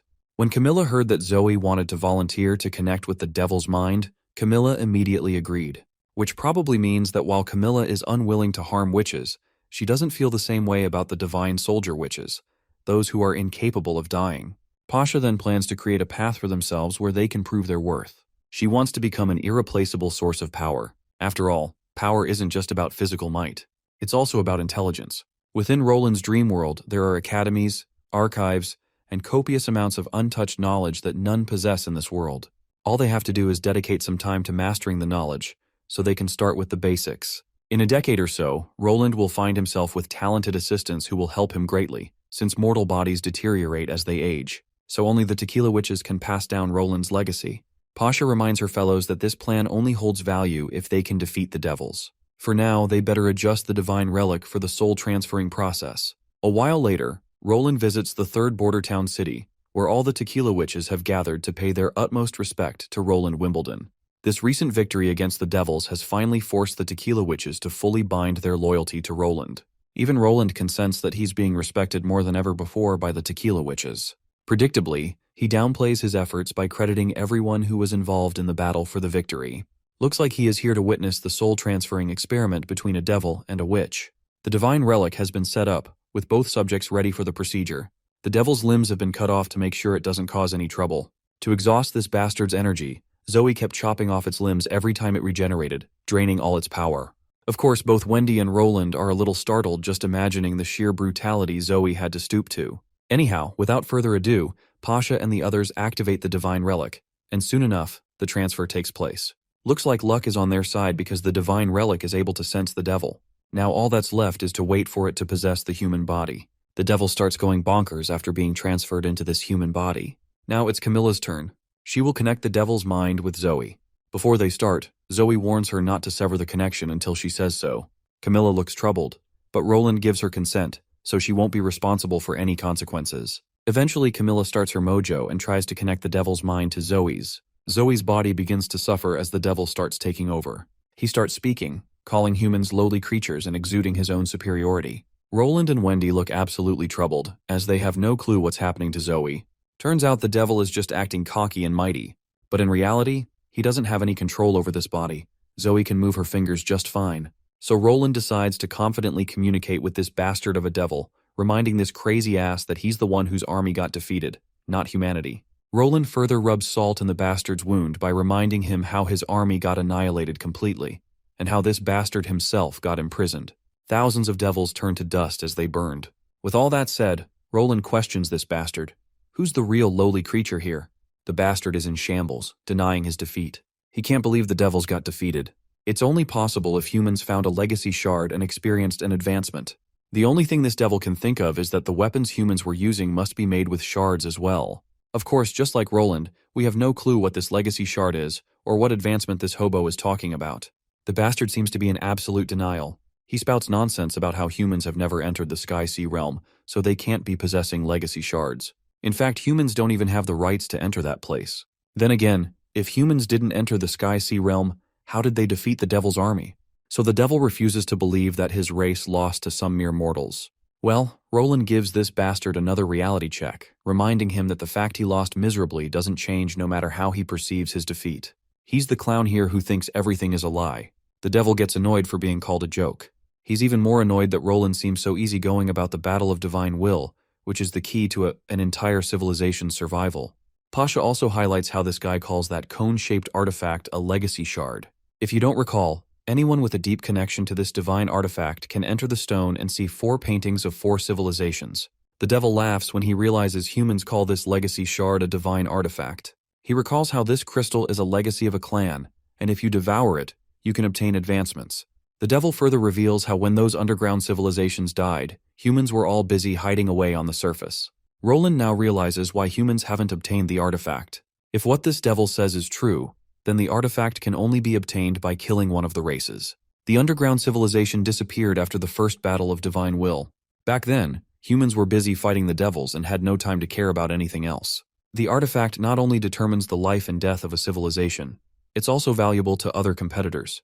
That means no civilization will rest idly unless the other is exterminated. Roland inquires why this war is called the Battle of Divine Will, and wonders if it's a plan by humans. The devil finally decides to reveal the secrets, since humans are going to die eventually. Apparently this battle isn't about the gods, but about the races. The final advanced one will unlock a path to the origin of magic and obtain boundless power. With that power, one's will shall become divine's will. But then again, all of this is way out of reach for weakling humans, since they're bound to die. Or at least, that's what this devil thinks. Roland is visibly tense upon hearing the devil's warning. It looks like this bastard is capable of controlling Zoe's magic, even though he can't directly use the body. As he claims, he might not be able to control the body itself, but he can still mess with the magic. So with just enough control, the bastard does some sort of mojo, and poof, Zoe's soul disappears. Everyone goes into panic mode, with no clue what the hell is going on. They have no idea how to get Zoe back into her body. That's when Roland decides to move Zoe's light pillar into the dream world. Of course, Nightingale and Wendy both object to this ridiculous idea for obvious reasons. They don't want him getting involved in this mess. It's dangerous. What if that devil also ends up entering? But Roland's hoping they can deal with the consequences. All they need is to bring the divine judgment witch with him into the dream world. That way, he can destroy the devil before it reacts. Nightingale insists Anna talk him out of it. But well, even Anna doesn't seem to be against the idea. After all, his stubbornness was the only reason she survived being hanged. Regardless of what happens, Alethea expresses her gratitude in advance on Zoe's behalf. But Roland's confident this mission will be a 100% success. He's looking forward to hearing that gratitude directly from Zoe. Pasha decides to send her strongest companion with him into the dream world. Before proceeding, Roland instructs Camilla not to cut off the resonance before they enter the dream world. If this is a battle of wills, Zoe might not necessarily lose. The scene cuts to this place known as the Void. There, we see the devil and Zoe sitting in this empty space. He's teasing her with backhanded jabs, convinced that her friends are going to abandon her right here, with no one coming to help. She might already be strapped to a metal bed like a pitiful worm. In fact, he's convinced her companions might have already killed her, seeing her as a threat. Since his words aren't getting any reaction, he decides to get physical and tries to threaten her by getting way too close. Finally, he gets the lady to speak, and she responds with an even sharper jab. When that isn't enough, she decides to throw hands with the bastard. And so, they fight. Straight up, no break for 5 days. And the bastard of a devil is looking rough. But of course the bastard just heals himself back, while poor Zoe has lost her hand in the confrontation.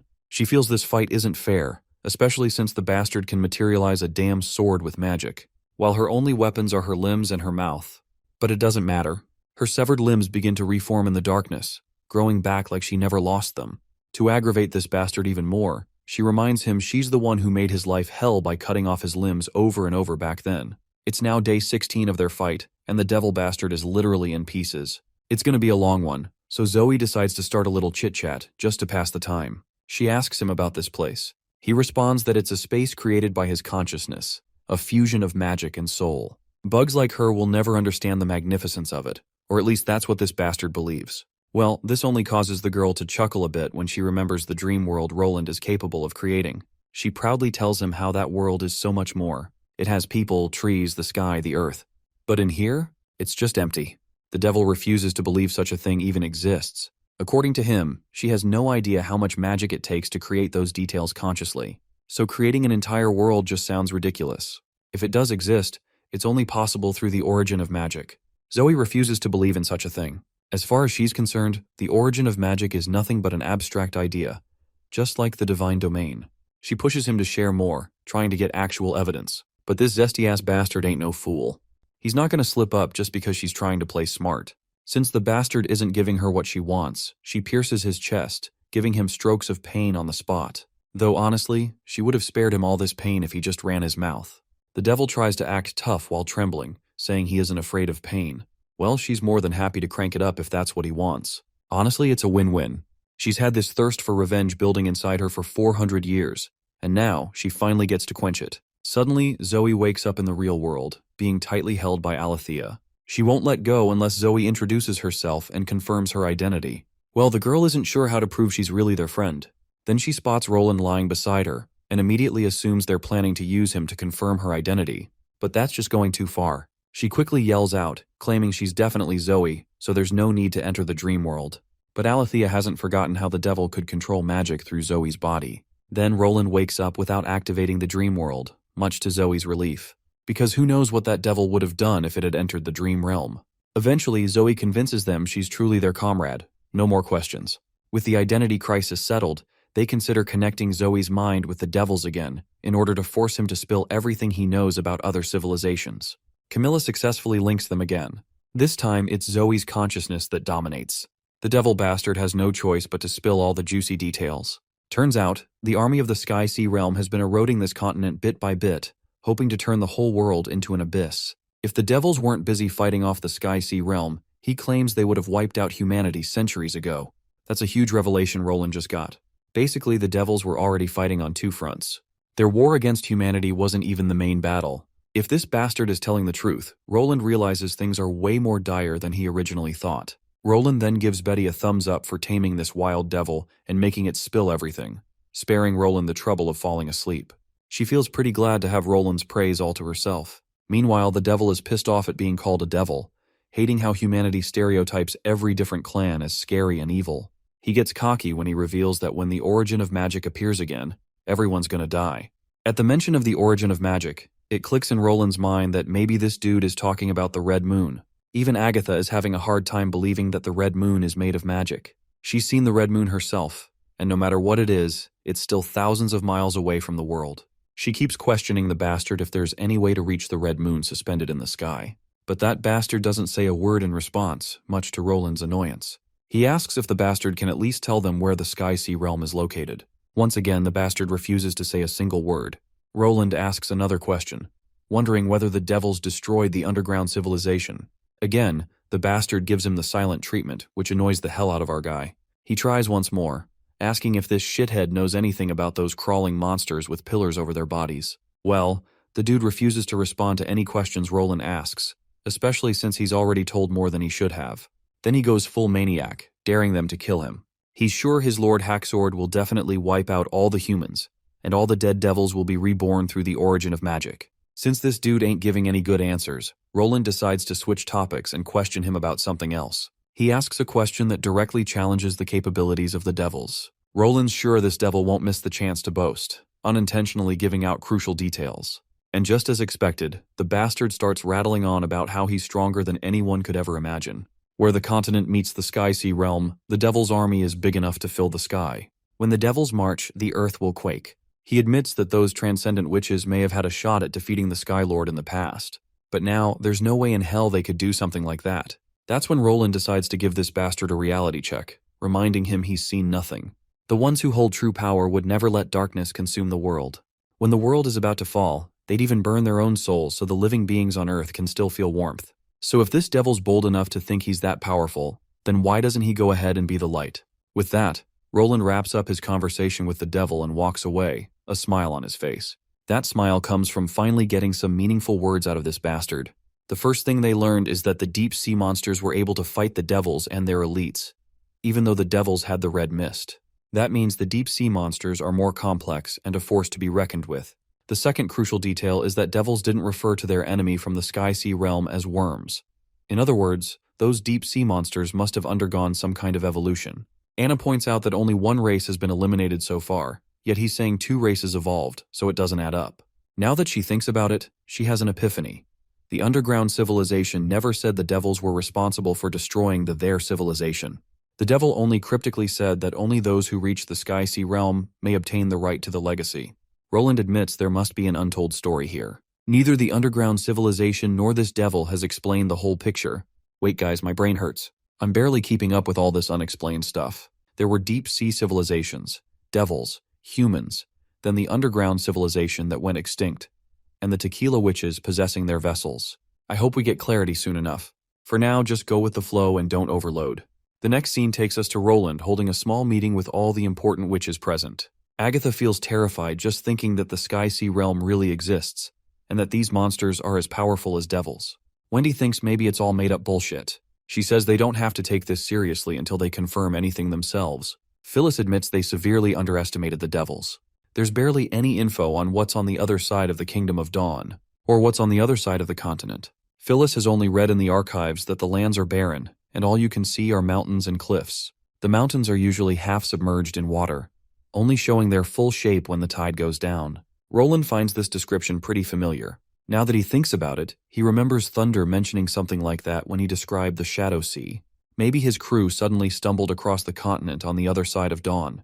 The Realm of Dawn is northwest of Neverwinter, while the Shadow Sea realm is east of the ocean. So it doesn't make sense how they managed to see that strange continent.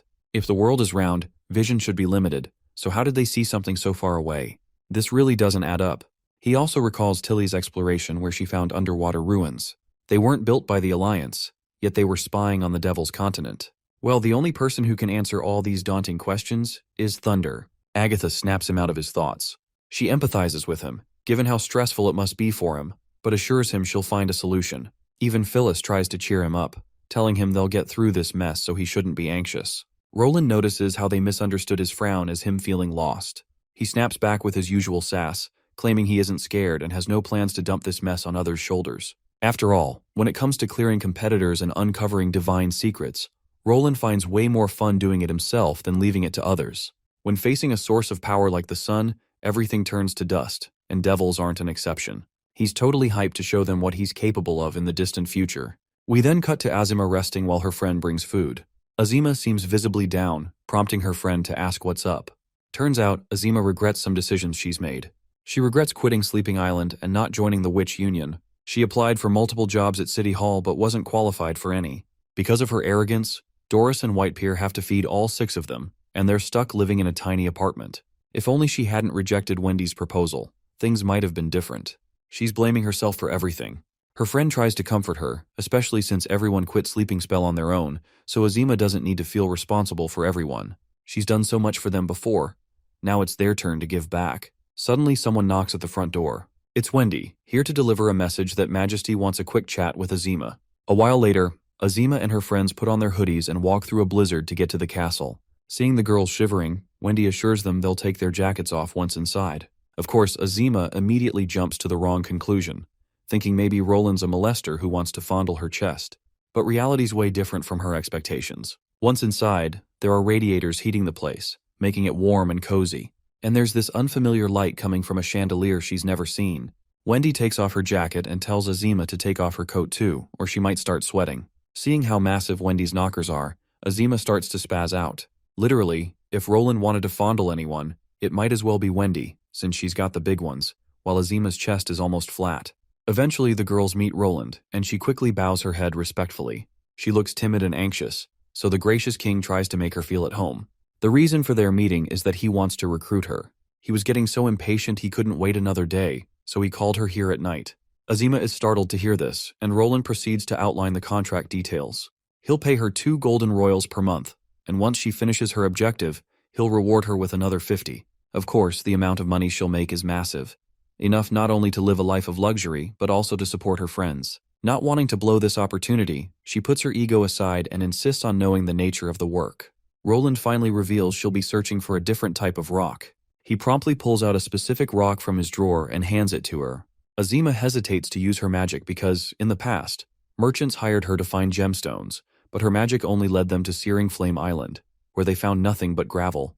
Those merchants were just ignorant. She actually took them to the right place, a place where they could find gemstones. As for this mineral, Roland suggests she try it out right away. Azima quickly starts her mojo and soon finds a similar stone sitting right inside Roland's desk drawer. Roland raises the difficulty level and hands Azima another stone, challenging her to locate this one too. She begins focusing her magic again, and detects 3 sources matching the stone's signature. However, she can't pinpoint their exact location unless she gets closer. To help, Roland offers a hint: head east, then north. By now, Azima is kinda curious to know what these stones even are. Why does he want them so badly? Roland simply cryptically reveals that these stones are the future of humanity. The rarity of the stones makes Azima nervous. If word gets out, not only could her mission fail, but she might even lose her life trying to obtain them. Roland reassures her that those who don't understand the stone's significance will just think it's ordinary rubble, but to him, its value exceeds gold. It's the key to unlocking what he calls the brilliant radiation mission line. Given how unpredictable the journey might be, Roland makes it clear that she won't be going alone. He introduces her to Sean, a sturdy, dependable man who will act as her protector. In addition, an engineering team will accompany them, with the highest priority being to locate the source of the stones. If she needs help from local officials, Sean will handle it. Azima can hardly believe that literal nobles will be working under her. That feels surreal. But Roland reminds her that the nobles no longer rule their territories. They follow central authority now. Obeying orders is their duty. Summoning a little courage, the girl dares to ask for a favor. She wants her salary sent directly to Doris. Roland agrees, as long as she has no problem with it. With her pride set aside and her purpose reignited, Azima accepts the job and says she's ready to depart at dawn. Roland wishes her luck and expects great results. It's becoming clear that Roland is cooking up something big. Something so massive that it would blow your mind if he revealed it. Well, prepare yourself for what you are about to hear. Bro is secretly trying to build a nuclear bomb, a trump card to obliterate anyone who dares push humanity too far. Ever since Lucia evolved on her coming-of-age day, Roland had Kyle Sichi and her identify the original uranium sample from a pile of separated elements and preserve it carefully. Based on intelligence obtained from high-level devils, Roland is certain that humanity will reach a critical juncture. The enemy can grow in unnatural, near-absurd ways Roland can't match through conventional means. So he turns to the ultimate wildcard: nuclear energy. Meanwhile, Nightingale is still wrapping her head around how such tiny rocks can turn thousands of devils into ash. And not just her. She knows for the fact that nobody else would believe it either. Roland isn't surprised. Even he once doubted the power of nuclear weapons, until history itself proved otherwise. He's thankful that Soraya wrapped the uranium sample in a transparent film. Otherwise, he wouldn't have dared touch it. Now he's determined to push himself to the brink. No laziness, no hesitation. Not when the stakes are this high. Nightingale chuckles, as if Roland just cracked some sort of joke she finds adorable, but won't explain. As a reward, she plans to bring him a hot drink and a snack feast. Honey-glazed mushrooms, 5-spice roast meat, salt and pepper fried shrimp, and a turbulent drink from the kitchen. Of course, Roland sees right through her. She's probably just using his name as an excuse to make a treat for herself. The next day, we partook in the Oil Fraction Tower project ribbon-cutting ceremony. The era of industrial energy and climate transformation has officially begun. Citizens cheer and enjoy the festivities. Iris, meanwhile, watches the chimney puffing out smoke and finds it strangely beautiful, almost poetic. Her brother, however, just sees it as a smokestack doing its job. She reminds him of the brutal winters back in Eternal Night City. The silence, the stillness, everything was frozen stiff. She used to think that was just what winter looked like. But Neverwinter changed her perspective. Even in the dead of winter, this city is alive, buzzing and breathing. That chimney isn't just smoke, it's earth breathing, proof that this land is awake and changing. Humanity now has the power to alter nature itself. She can't even imagine what wonders they'll create once they're strong enough to reshape the entire world. That's what she finds so profound and beautiful. Back in the witch dormitory, Lorgar wakes up. She had way too much to drink again. Totally the king's fault for handing out so many post-war rewards. If she keeps indulging in comforts like this, she'll get rusty. So, she decides to head over to 3rd Bordertown and spar with the new witches to keep her skills sharp. As she heads out, she notices a piece of paper stuck under the door. It's a letter from her father. The doting dad is concerned about her well-being and asks how her progress has been. Well, now that she thinks about it, she hasn't made much progress recently. Sure, she has faced devils, but in terms of growth, she's stagnated. Further in the letter, she reads that Iron Sand City has been in disarray. Major clans that stayed behind seem unhappy about many of their people leaving for the Silver River Oasis. The details are murky, but the tension is real. She immediately rushes off to report to Roland. Coincidentally, Wendy is already on her way to fetch her, as Roland wanted to speak with her anyway. A short while later, she meets the prince who is ready to discuss her next mission she is supposed to carry out. But before saying anything about the mission deal, she reports some urgent news first, something about the southernmost region. Apparently, her father mentioned there's been some movement among the major clans in Iron Sand City. She doesn't think they pose much of a threat to the port of Clearwater, but it's better to stay alert. In fact, this was already considered when they were planning the migration. Maybe she could write a letter to her father, but Roland decides to handle it himself, since it's a political negotiation. More importantly, he has another matter to discuss. First of all, he introduces Miss May to her, famous for her title, the Star of the Western Region. May greets the wolf girl and expresses goodwill, saying she's looking forward to working with her. Of course, Lurggar has no freaking clue what the hell this woman is talking about. Roland then reminds her about the stuff he explained earlier about the theater, which has helped him a lot in spreading awareness about witches. Well, Lurggar remembers this pretty well, and she also remembers that he once wanted her to act in a play. But it looks like her shyness and public anxiety won't let her perform anything. Don't you worry, Roland got the perfect solution to deal with her shyness. He's got this sigil that can record a scene and play it back on a loop. So, she doesn't have to face the audience directly while performing. The story Lorgar is going to perform has been perfectly crafted to suit her needs. It took Roland almost half a month to finish writing it. Just to honor his hard work, the girl decides to give it a try. 3 days later, at the filming location of Wolfheart Romance, we see Lightning acting as the cameraman for the shoot, while Miss May is directing the whole thing. The next scene is supposed to show how Lorgar, playing the role of a princess, goes up against a demonic foe. As soon as she attacks, the bastard blocks her strike and summons a giant monster, and the role of the monster is played by Maggie, of course.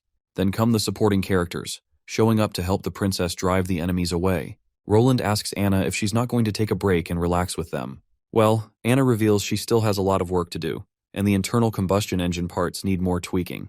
Besides, being with Roland is the best way to relax, if she's being honest. That heartfelt moment reminds him of the promise he made to Anna, a promise to marry her once he ascends the throne. The next day, we see Baldbarov losing his damn mind when he learns Roland wants to publicly announce he's marrying a witch and making her queen.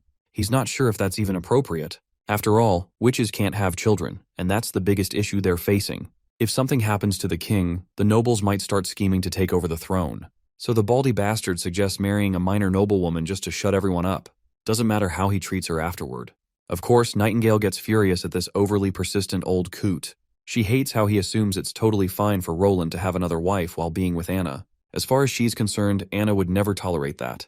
Finally, Roland puts an end to this nonsense. He makes it clear he's not dying anytime soon. After defeating Zero, he inherited all of her lifespan, which means he doesn't necessarily need an heir. But since common folks don't understand the wonders of magic, he already has a plan to ease their minds about the heir issue. You see, a year ago, during the attack on Hermes, he found Goron Wimbledon's lover, who was pregnant with his child. Since the baby's hair and eyes are gray, it won't be hard to convince the public that an heir of Wimbledon already exists. Looks like Barov is fine with that plan. All they have to do is give Goron's heir a higher status and keep an eye on the kid's mother. With that settled, Roland instructs the Baldy to take care of the rest and prepare for the coronation. Once the old man leaves, he turns to Nightingale, pointing out that he never expected her to stand up for Anna like that. She apologizes for her outburst since she just couldn't keep her temper in check. Roland then teases her, saying he thought she'd be all sad and gloomy now that he's about to make things official with Anna. Well, Nightingale doesn't seem jealous at all, or at least that's how she acts. But we all know that Anna and Nightingale had a mutual talk about their relationship, and they came to some sort of agreement that they kept secret from both us and Roland. The next scene takes us to the town streets, now covered in icy snow. Walking through them is Goron's lover, holding a few loaves of bread in her hands. As she approaches her home, she notices a trail of footprints leading toward it. Panic instantly sets in, thinking her whereabouts have been exposed.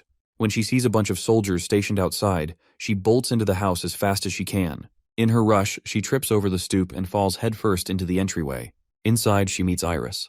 Not surprisingly, Goron's lover already knows enough about the pair of the North, so there's no need for formal introductions. Before they start talking, Iris gestures for her servant to shut the door. Once they're in private, Iris reveals that she's here under the king's orders to bring back the Wimbledon family's bloodline to Neverwinter. The doting mother instantly assumes the worst, that Iris is here to take her son away and have him eliminated. But Iris quickly reassures her that if they wanted the child dead, there were far more efficient ways to go about it. The truth is, Roland wants her son, but the situation is a little too complicated to explain in full, so she keeps it simple. She explains that His Majesty has decided to marry a witch and plans to reveal Goron's child as the next heir to the throne to calm public opinion. Still, the mother isn't convinced. She fears that if the king ever changes his mind about having a child of his own, Shaylo's life could be at risk. Looks like we just learned the kid's name, Shaylo. Iris lays out the options plainly. Either take some money and run or come live in Neverwinter. Though if she chooses the latter, she won't be playing the role of Shaylo's mother anymore. Instead, she'll live as a servant in a noble household. The poor mother starts crying as she leans toward the first option. But that's when Iris offers a bit of hope. If she chooses the second option, she can still stay by her child's side and watch him grow. After all, Roland is not that heartless. They can create a story that Goron's wife came from a noble family that was destroyed in the church's attack, and before dying, she entrusted the child to her loyal servant. The mother starts to see how gracious the king is trying to be by not stripping her off of her child completely. She then asks the big question. Does her child actually have a chance of becoming king one day? Iris bluntly crushes that hope, telling her not to hold on to any illusions. That's when the mother snaps, demanding how she can possibly trust that Roland Wimbledon won't just have a child of his own someday, potentially putting Shaylo's life in danger. Unless Iris can give her a convincing reason, she'd rather die right here. And once she is dead, they are free to take her son. Just when the mother thinks it's over, Iris calmly tells her to pack her things. They'll be leaving in a few days. The woman then mentions the name of a tavern guy who could pose a threat since he knows about Goron's child. Iris assures her she'll take care of it. Later, we cut to the Eternal Night City castle in the north, where the Pearl of the North meets her father. First thing she does is scold him for planting spies to keep tabs on her, which she clearly does not appreciate. They go back and forth for a bit. While Iris fills her father in on all the juicy developments, he also shares updates about the North's current situation. After a while, she returns to her room to write a letter to Roland. Cut to the man himself, buried in paperwork. That's when Nightingale sneaks up on him and pulls out one of his gray hairs. She's a little worried that he's already going gray at 30 from all the stress. But Roland assures her that he's survived way worse. After all, stress was literally what killed him the first time. Suddenly, he starts coughing violently, which causes Nightingale to panic. He quickly reassures her that he's fine. Neither of them realizes it, but there's a romantic tension in the air, especially with how caring Nightingale is being in that moment. Their little moment is quickly interrupted when Wendy shows up to discuss something important. Nightingale instantly vanishes into mist and reappears on the couch, just to make sure Wendy doesn't get the wrong idea. Both of them pretend like nothing happened. Roland shifts the topic, asking Wendy what she needed. Turns out, according to last year's records, today is Lightning's coming-of-age day. After double-checking, he gives the order to reinforce the witch's apartment building and to inform Margaret and Thunder. Night falls, and in the witch's residence, Lightning is resting, surrounded by her friends for comfort. They hand her a sigil to help channel any extra magic in case things get unstable. Lightning is super curious about what kind of branch ability she's going to awaken. She's hoping it's something that removes the weight limit she currently has to deal with. Moon, being not so optimistic, reminds her that not everyone awakens a branch ability. It's pretty common not to get one.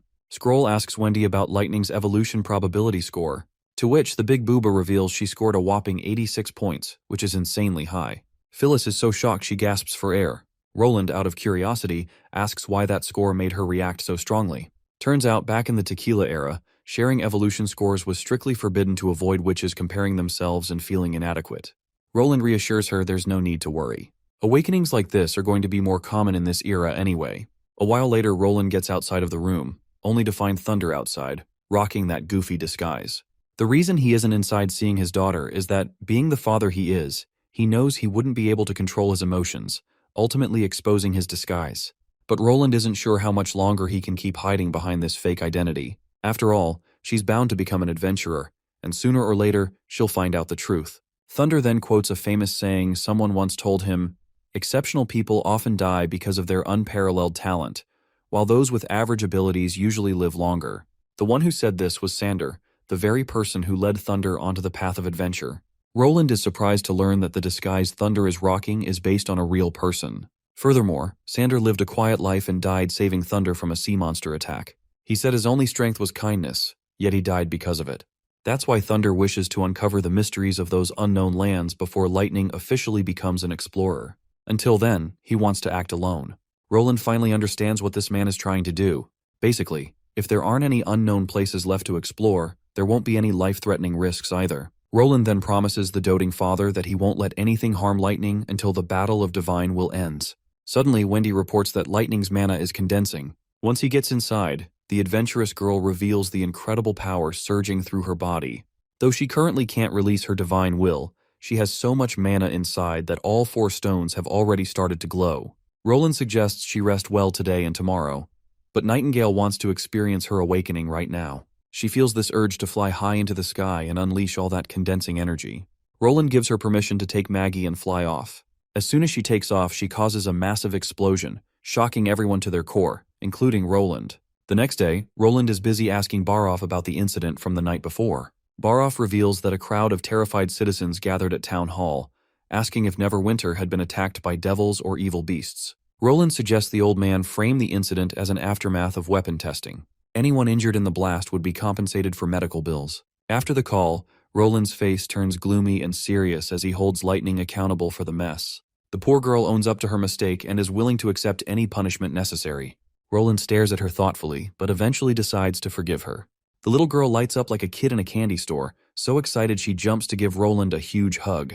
But he stops her right there. He's really interested in learning more about her high-speed magic. She was only able to fly for less than 15 minutes, which clearly means it costs a massive amount of magic. She herself didn't expect to run out so fast, which caused her to fall from the sky instantly. Roland then asks Agatha if there's any record of such a branch ability in the Alliance. The closest thing Agatha's seen is magic synchronization. This branch ability forms a cocoon to protect the witch, but it consumes a lot of magic as well. Lightning proudly states that her magic can keep growing with practice, and there's no inherited limit to how many times she can advance. Being able to constantly surpass her own limits is so exciting. Wendy is proud of the little girl, but warns her to be cautious and not fly over the castle next time. Suddenly, Roland asks a surprising question. What will she do if there's nothing left to explore in this world? The question makes Lightning pause before she claims that the sky still holds a huge blank space waiting for her to discover. No wonder she's Thunder's daughter. Like father, like daughter. Soon after, he shares his plan to add a new publicity department at the town hall to release information. Non-emergency announcements will no longer be posted on the bulletin board. They will extend beyond Neverwinter. He plans to introduce newspapers, a new way to spread information efficiently. Since education is now widespread, paper and printing are no longer issues, and ink can be provided by black clouds. Without a reliable communication channel, rumors ferment in tavern talks, and once they spread, they're hard to correct. So, the next step is to find a reliable reporter for the publicity department. Their job will be to figure out where report-worthy events are happening. Wendy suggests having Honey for the task. A while later, Honey is brought before Roland. Since Wendy recommended her as the head of the new publicity department, Roland wants to ask if she's interested in the job. Meanwhile, Honey is busy feeling the texture of Roland's desk. She finds it unusual that the table is made of ordinary wood, nothing comfortable about it. Apparently, when Honey was training an owl, that owl told her Nightingale leans on this table every night for a long time. Of course, this causes Nightingale immense embarrassment, and she quickly shuts Honey up before she reveals anything more. Roland finally hands over the publicity department to Honey's capable hands. With her around, he's sure the gossip section of the newspaper will never run out of content. Seems like no witch is safe from having their nighttime showerhead antics exposed.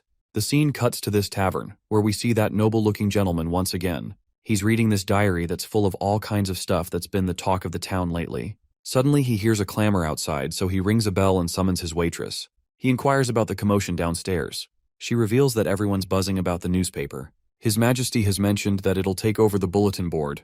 The mention of a newspaper gets this noble guy curious, and he quickly hands the woman a golden royal to fetch it for him. A few minutes later, the guy finally has the newspaper in his hands. Upon holding it, he notices the paper is made of cheap straw ash, cost-effective and perfect for mass production. As long as the contents are interesting and the price is reasonable, people are definitely going to buy it.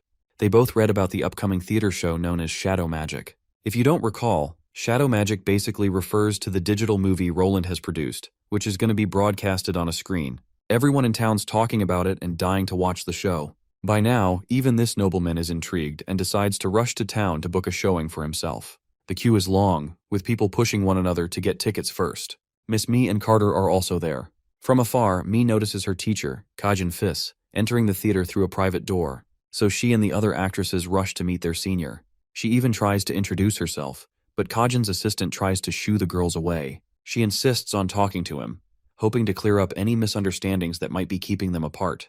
But her pleas fall on deaf ears as this jerk keeps being dismissive. Then Kajin himself speaks up and lets her come inside, but only her and everyone else will stay outside. Once they settle into the office, Kajin addresses Me and asks her not to play the upcoming show. Of course, this makes no sense to me. Why would this old coot want the show cancelled? Especially since it's already filmed and doesn't even need live actors. The three actors inside the room start trash-talking Me, accusing her of stuff even I don't understand. Turns out these salty bastards are just mad that Me's giving them serious competition, despite her earlier promise to step away from acting. The old man is also clearly disappointed. He still doesn't get why she left the Grand Opera House just to do some random plays in a small town. As a teacher, he sees her as wasted potential who gave up on refining her acting skills. Mai gets why he's so worked up. He's the type who truly loves theater and obsesses over perfecting every little nuance of a performance. But she also remembers how much the audience loved her in Bordertown and how they couldn't get enough. So yeah, she's annoyed that this old man is judging her work without even watching it. And those so-called random plays he is talking about, they carry real meaning. Witch's Diary helps people understand witches and clear their stigma. Dawn encourages everyone to work hard and change their fate. The new city helps newcomers adapt to Neverwinter's rules.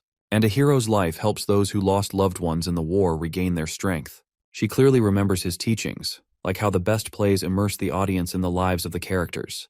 She's not saying the play Kajin's been preparing for 2 years won't be great, but she's sure the Starflower Troupe's upcoming Wolfheart Destiny is equally mind-blowing. She's confident that once he watches the play she's created with Neverwinter, he'll change his mind. With those words, she leaves. The old man decides to give it a shot, telling his assistant to grab tickets for the upcoming show. At sharp 10 a.m., there's already a huge queue, and the house is packed. Kajin and his disciples have already found seats. The crowd goes wild recognizing Kajin, the greatest theater master of this era. His disciples, though, are clearly annoyed they had to come to something they see as beneath them. But their master shuts them up, reminding them he's not just here to enjoy a play. He wants to see if a bunch of newbies can really pull off a perfect story. Looks like the show's about to begin, with someone in the background welcoming the viewers. Since this is going to be an unprecedented viewing experience, everyone's told to brace themselves for the unexpected. Finally, the play starts, and the entire hall begins to cool down, pulling the audience right into the atmosphere of Scene 1 on the screen. There are other visual effects too, all to enhance the experience. Once the session ends, the theater lights come on, and just like that, Kajin admits his defeat. This so-called shadow magic show completely blew away his expectations and made his knowledge of acting feel obsolete. Even his disciples are bawling their eyes out in humiliation. But Kajin hasn't given up yet. Sure, shadow magic has its strengths, but it also has its weaknesses. So he gives his disciples some optimistic pep talk, planning to bounce back stronger than ever. The next day, Baroff is talking about the insane response the shadow magic show has gotten. Merchants are desperate to sponsor the show, pushing to expand the business by selling popcorn and drinks. As they chat, Iris returns from the north with Goron's lover. The lover lady greets Roland respectfully. He hopes she'll enjoy Neverwinter's weather. Before talking business, he asks her to get some rest first. Once she's dismissed, Baroff goes ballistic, reminding Roland they can finally proceed with his coronation now that the heir issue's resolved. Almost a week later, people are gathered outside the castle, with Roland and Anna getting ready for the ceremony. When they come down, every important person in City Hall is standing in double file. As Roland approaches the crown, Anna picks it up and places it on his head. Afterward, he presents himself to the cheering public, who are over the moon to have him as their king. Nobody's going home with an empty belly because there's enough food being prepared for everyone, and they're all loving it. Meanwhile, our couple is sharing their own little romantic moment. Anna wants to hear her full name from Roland's lips, and he doesn't hesitate while calling her Anna Wimbledon. No matter how many times he says it, it always warms her heart. After a good smooch, she expresses her wish to become the Minister of Industry. She wants a little change, like she wants to be an independent woman and not rely on her husband. Well, this 21st century husband has no objections with that. He never wanted her to stay cooped up in a backyard anyway. Let's give the couple some space for romance and jump ahead a few days. In town, a boy is handing out newspapers packed with juicy news. Turns out the newspaper headlines feature Roland Wimbledon becoming king and marrying a witch. Cut to Horford Quinn's office in the Kingdom of Dawn. He's reading that same newspaper. Seeing Roland on the front page, Quinn can't help but notice how fast Roland's risen. Just 3 years ago, he was a nobody lord of a remote town, and now he's king. What troubles Andrea's father, though, is the pattern. Kings tend to appear when chaos is near. So it's not a stretch to think the world's on the edge of collapse. Suddenly, his butler arrives with a letter from Lord Hill Fox. It says a mining team from Greycastle has entered the Dawn border, and they're hoping for Quinn's assistance. Hearing this, Quinn stands up and instructs his butler to inform Count Rossi to lead his knights and welcome the team. He also tells him to alert the lords along the way to provide any support needed. We cut to the town in the Dawn Kingdom.